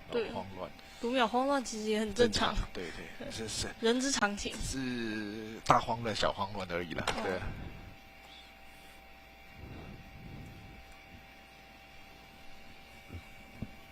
那怡婷现在如果就说用功会大概是用什么样的方式？下棋跑 AI 是不是？主要还是跑 AI 多一点。做题目会不会？我会跟 AI 下棋。会跟 AI 下棋然后做题目肯定还是会做。练布局，做101的题目就对了。维持一下敏锐度跟那个打谱反而比较少，打谱可能现在都按的比较多。对，现在都是用电脑看一看棋。你有问题以后就跑 AI。对，大部分都是这样，比较少再用棋子摆出来。这个摆的棋形上感觉怪怪的你像这样被戳的其实没什么眼，黑的是可以顺势守一步吧，我觉得。守一步，这边也暂时不用动了，就守一步可以考虑。这个以后可以冲一个，白棋这个棋形在哪？对，你守一步你假设你他直接冲，我感觉应该也没问题。没问题。唯一需要担心的就是白棋这个棋会不会直接不会。那就守一步吧，这边守一步，因为这个被冲到，那局部就没有活了。那你回到家还有1里路最后1里路你连的话也是单关。来了准备要靠了。哇，民分下的不错他读秒了，下的不错。而且还有1分钟。他今天摆那个是跟对手是谁？民分第1盘对，第2盘。对手是忘记了。对手是谁？那是一路优势，是不是一路优势？对手是张彦伟。张彦伟就下的也还可以，是不是一路优势？对不对？就是下的都跟我想的差不多，但是中间可能缓了几手。是。中间他如果跟你都下的一模一样的话，他就坐在这边的，对不对？那盘应该就是布局阶段想的差不多，但是中盘的时候他就是他的后势拿来围控。然后当时我就跟他说，那个后势绝对不能拿来围控。你有跟他讲？对，我有跟他说，我跟他一再的强调。后势机会教育一下，学姐机会教育一下，打就跑，是不是？这个白的真不知道怎么办了可这黑的很好，一路顺风。这就是后，总算发力了哦。操作，操作，我会先打你啊，对不对？后就很好下，不然我打也不能，而且你这乱操作一波会把自己给操死了，对不对？有可能。白的感觉很难下哦，非常难下，而且又要读秒，这种局面读秒是最困难的。有时间就不一定好下，更何况没时间。对啊。林晓彤不知道对谁哦 ，OK。如果林晓彤赢的话，就还有第7站，第7站应该是快棋了啦。对，第7站好像，因为他们一般加赛的话，可能就是读秒，说不定还变成10秒，那会变得更加刺激。比赛应该没有在猜拳决定的吧？这样比较少点意思。因为这个比赛好像冠军的话可以下那个逆水最强战，然后亚军的话就不知道有没有。所以这个谈大了。对，可以跟怡婷老师同场竞技。没有，很大哦。读秒了。断一个看起来不错，我觉得不错。那黑棋这一轰怎么办？他现在如果长，不是他也不知道怎么办啊。那现在这样的话，这样就可以一路冲出去。这样可能就有点头绪了。对哦，李怡婷老师说的好，直接轰。对，先从最痛的开始。这怎么办？这不……哎呦，他跟你下的一样哎。哎呦，可以哎。我刚才有夸奖他说他下的都跟我一样。跟你一样。他跟我说，所以那个他有机会夺冠。哦，他有机会夺冠。没有，他没有这样讲。要再打吃，对不对？这是不是太烈了？就打了一虎，一虎啊，虎也可以啊，都可以啊。贴是不是也挺好的？好像也可以。这怎么办？打吧，长贴。我再退啊！他再退就冲过去，不是破皮了吗？他可能这怎么办？这怎么办？我刚才退，我都觉得退，我就应该打来退，打来退你打吃都打了2下，在这边整理，这样可能这个局部有活吗？不知道，应该活了，应该还没接。应该是活。但是你第2下可能不一定打得到，人家可能跑。对。但是现在这样是不是更不知道怎么办啊？感觉这个棋形好像更烂了。是不是快完了？是不是啊？长。这个不要了。气了。这个不要，那怎么可能够嘞？黑的幸福来太突然，就跟着这样吃，这样有没有吃住？有吧。接一个。就冲了打，就冲了弯，对，都可以。哦，你看他吃的更安全一点，这个吃住应该就不会输了，可以运转。对，哦，的怡婷老师的这个节棋很有水准啊，真的很有水准。对，那我们这怎么讲？就是到场每次我要出题目，我都觉得很烦恼，因为出一些他没有看过的。对，每次就找怡婷老师要题目，但是怡婷老师题目连我都算不出来啊，有时候我都要想好久，对我自己都算不出来哦。那名分在买单呢，很好。把你秒靠所以这边要这死成这样，感觉你不做点事，是不是？是没有办法争胜负的哦。接死的很简单嘛，就冲。对，反正这个格子应该是不够的。哦，你要冲，你不能冲了打，这样他会做个结。哦，冲了打，冲了单打就可以。对，就可以，很简单。接可能好一点点哦。靠，那就这样吧，黑就当乌龟吧，就底下过就好了，很好。哦，这名分下的真的蛮好的呢哦，控制局势。刚才就一直夸奖他。让他很有信心哦。我看好他今天有机会夺冠。夺冠，但是后面可能还有林晓彤。哦。但是林晓彤不知道是轮到谁。哦。对啊。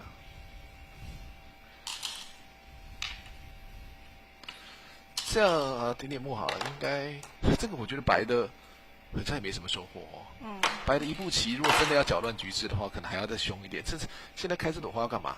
天都黑了，是不是？天都黑了，开这朵花没什么太大的作用了。我刚才觉得黑的下的都很顺，就一点点目觉得白的没有好。这盘应该不太可能吧？这个吃成这样子了，这边冲可以挡住，对不对？也断不进来。好，一定交给你了。这个跳也真看不懂怎么往这边跳一手？这排47目。这排47目。然后那里23。是70。再加这个不知道是什么。75一定有，感觉都快80了。白棋有50吗？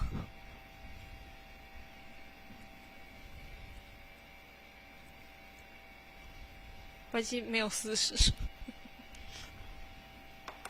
白的40有啦，但还是攀比30目以上。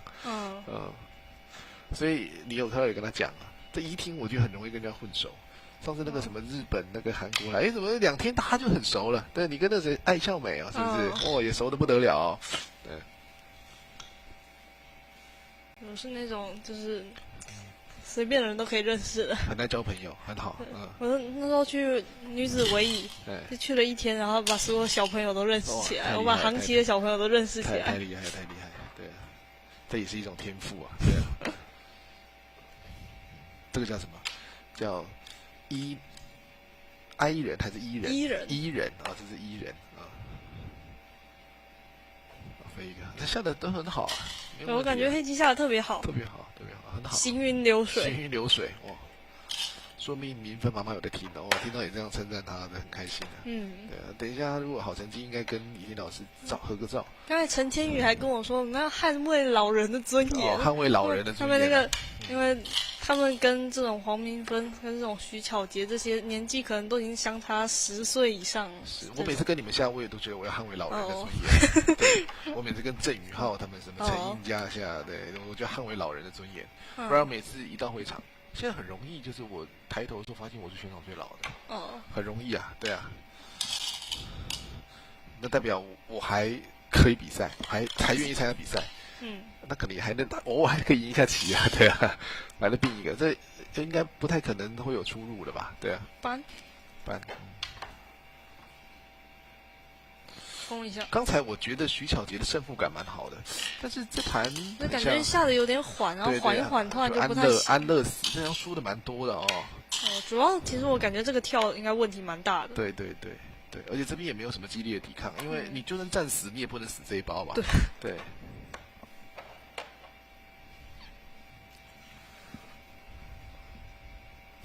怎么想让他走一些没啥墨数的东西啊？这有墨吗？他这断一个明显比较大吧？这盘发挥的比较不好，跟上一盘棋有一点差距哦。我觉得妮实力也不错吧，对不对？妮可能看到这盘棋会很懊恼，刚刚怎么输了？也不能这样说了，有时候就对啊。对，就感觉这盘应该确实看起来应该是不发挥了。对，这个打靶明显比较大啊。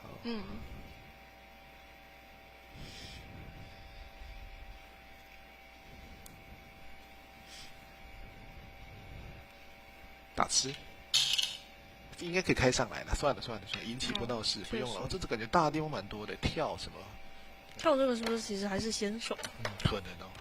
下一步尖没有火，对不对？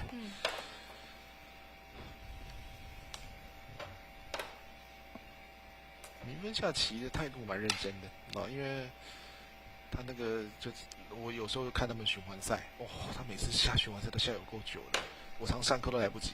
对，就是感觉有点像夹心了。5点下的，这贝老师说的感觉跟夹心差不多。有点。对，夹心也是都最后。上次听说烂柯杯他是最后一个结束的。烂柯杯12点半开赛，他下到7点了。2个小时的。对啊。有点夸张。夏老师都在群组就说肚子好饿对，还没结束，对。对啊。不是我怎么觉得拍的很像没有在点控的样子，好像不知道好像不是很知道自己，对，像这种局面，可能就会就是拼一拼啊，就是对。所以感觉现在已经没地方可以拼了。对，这边偷做活，应该不太可能。对，黑棋都唬在这了，还想偷做活？我看我们后面也不用摆了嘛。就聊天吧。聊天。可以。然后还是摆一下，敬业一点，好了，7番摆。7番摆冲过一下啊。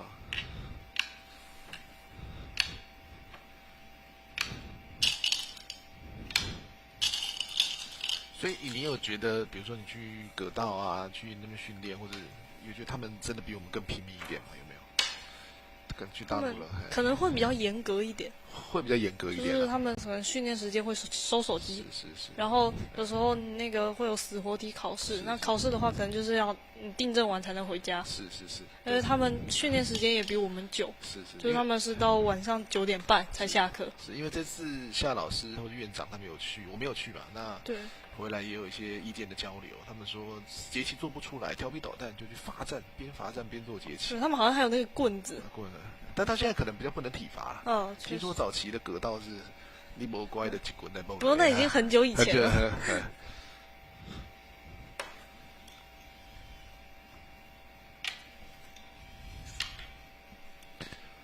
那怡婷，你觉得，如果想当职业棋手好了，就是说一个厉害的职业棋手需要具备什么特质？因为总是也有家长会问说，小朋友是不是走职业这条路？那你自己会怎么判断？就是说什么小朋友比较适合走这条路？我觉得热爱围棋的就可以，疯狂热爱。对，我觉得还是要热爱。那总是会遇到很多挫折嘛，但是你足够热爱就可以撑住这个挫折，对不对？应该是吧。你有没有？就是很沮丧，想要放弃的时候，肯定还是有啊。肯定还是有。之前其实像那个院生组嘛，是啊，其实失败了很多次。是，现在也在下院生组。然后今天他们加赛第一盘也结束了。是，对。那刘老师小时候学棋也还算蛮顺利，但是我记得我要有半年的时间就不想下棋了，就很挫折。精神压力很大。这怎么已经捡到了啊？那没关系，就摆上去。其实这样凑一凑也没什么好摆的哈。但我感觉，谢谢，感觉我们在凑。我感觉他们有可能会下完哦，应该还是输蛮多的吧？感觉盘30以上。盘30以上啊。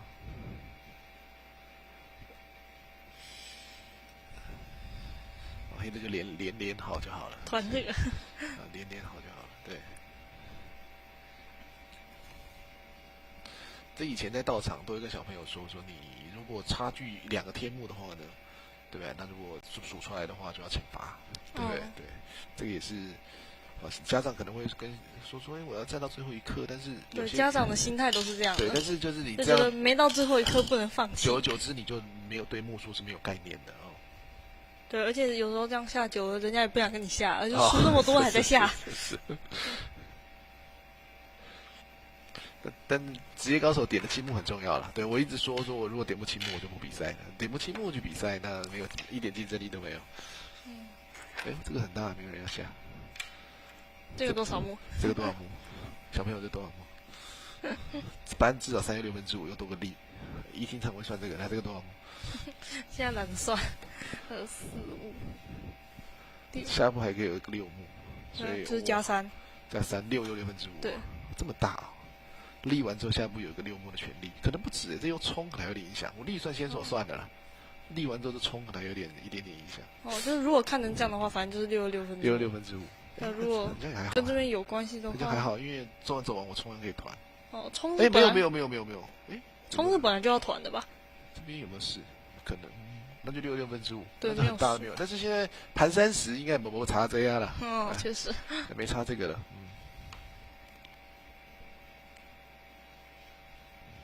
黑棋现在不超时应该是。对，教室记得粘好。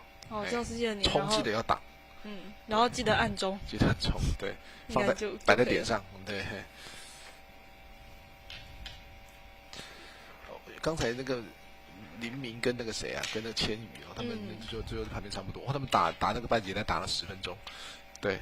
但是可能他们也都知道对胜负都知道了。白棋搬这个他不走这个。搬哪个？这2目这6又6/5这2目，这6又6/5。而且这可能不止跟这有没有点关系啊？确实。这个怎么都没有人要下，奇怪嘞，这是没有看到是不是啊？这个班也明显比较小。而且这个驼的时候是不是可以爬一下？白棋为什么不是先打的呀？对啊，团的时候可以爬一下，断可以搬嘛，对不对？应该，哎呦，对啊，他是先打还是先撵啊？没有，他是白棋团。吓我一跳。然后冲，然后还是没有人要下这个。这6又6/5。白棋是搬这个了，几乎是先手了。这边，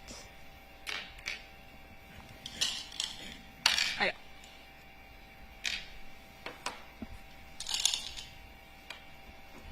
他们看起来应该是没人看到这个。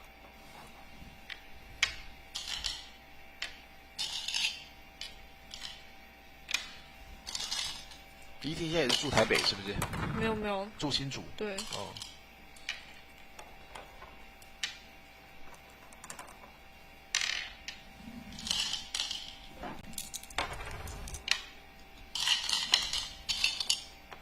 啊，那不用，没有，只是这个一直没有人下，特别。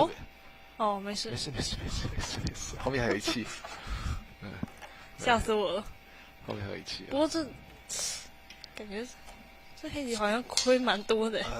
也不可能影响胜负，还好啦。确实是这样，没错。盘30一定是哪一块被吃了，对。双方都只有40-50目，这个太大包了，这个就是严重影响平衡。这还不走？这还不走？白棋下哪呀？这个还没摆。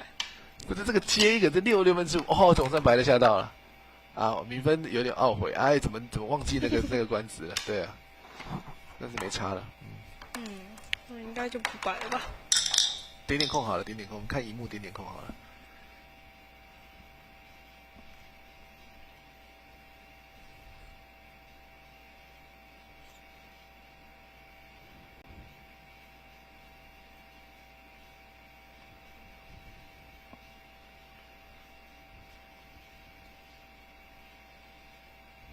黑的82，我没算错，黑的目还是好多。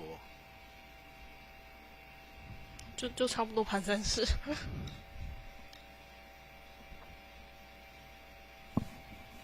盘30可能要再强一点了。盘30，那输出来多少？195以上。这盘赢了，至少就坐2望1了嘛，对不对？对，女子最强战每一年都会邀请。我上次就是在这一盘的时候输掉，然后那个辅分非常的低，就才掉到第6名去了。那盘如果输的话，就最少我也有第2名。是。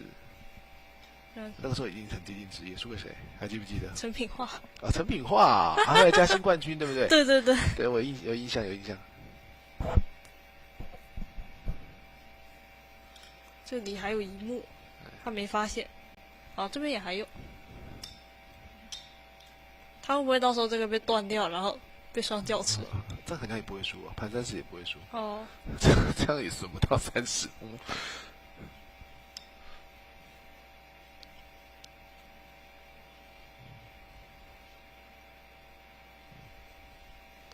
明芬，你要跟他说，你都跟我下的一样。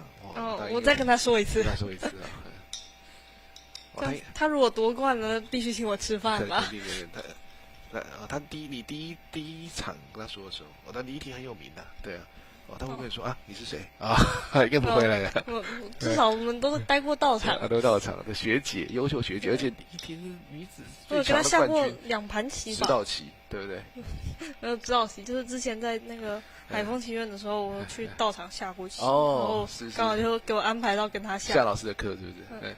然后后来还有一次比赛也对到了。比赛为什么会对到？就是之前那个小佛圣杯啊，小佛圣杯的时候也对到。哦，这么有趣啊！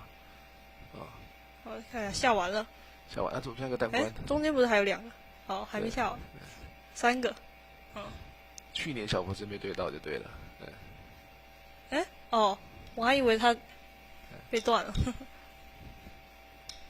OK， 哎呦，刚才有那个工作人员说呢。这是应该是结束了，这盘下完了。天大的好消息，因为对我们来讲是天大好消息，没有第7盘的，下完就可以回家了。明芬赢了就冠军了，哇！当然就是冠军啦。对，刚才拿那个大字报的呢，居然是院长啊，院长。那小童输谁了呢？小童不知道输谁啊，明芬赢了就冠军了，哇！明芬礼拜3我跟他上课的时候，我跟他说你平常心。你现在可能要，对不对？要拿前几名，可能还不是太容易。我就拿了冠军嘞，保持平常心，对。平常心还是很重要的。当然有些时候也是自助天助啦，对不对？你自己先心态好，表现好，运气就会来。对，运气也是跟着这个心态，跟着这个态度呢走的啊。赢很多吧，195以上，明芬已经感觉忍不住了，你可能跟他说你赢了就冠军了。这太爽了，忍不住了。我要去恭喜他了。你那一天，你那一盘2年前拿冠军的时候，你应该知道自己半目对不对？跟华姐一半目。我知道。我那时候觉得哇，太开心了。那时候不知道为什么点幕点的特别清楚，特别清楚。就是到那个还剩很多关子的时候，我就感觉应该是盘7。不知道哪里来自信。那盘棋你摆的也很多，盘10几。对，越收越细，对不对？后来出了一堆失误，然后是就越来越接近。对。你们已经哇，在偷笑了呢。哦，不止他，哎，怎么了？哎，啊，差不多了吧？哎 ，OK， 哎，哎，哎，哎，好，不，哦，这民分冠军啊，那不止他开心，我们也开心哦。196吧，196盘30，应该是196哦，196，哦196，那就 OK， 好，那请一听总结一下这盘棋好了，总结一下这盘棋。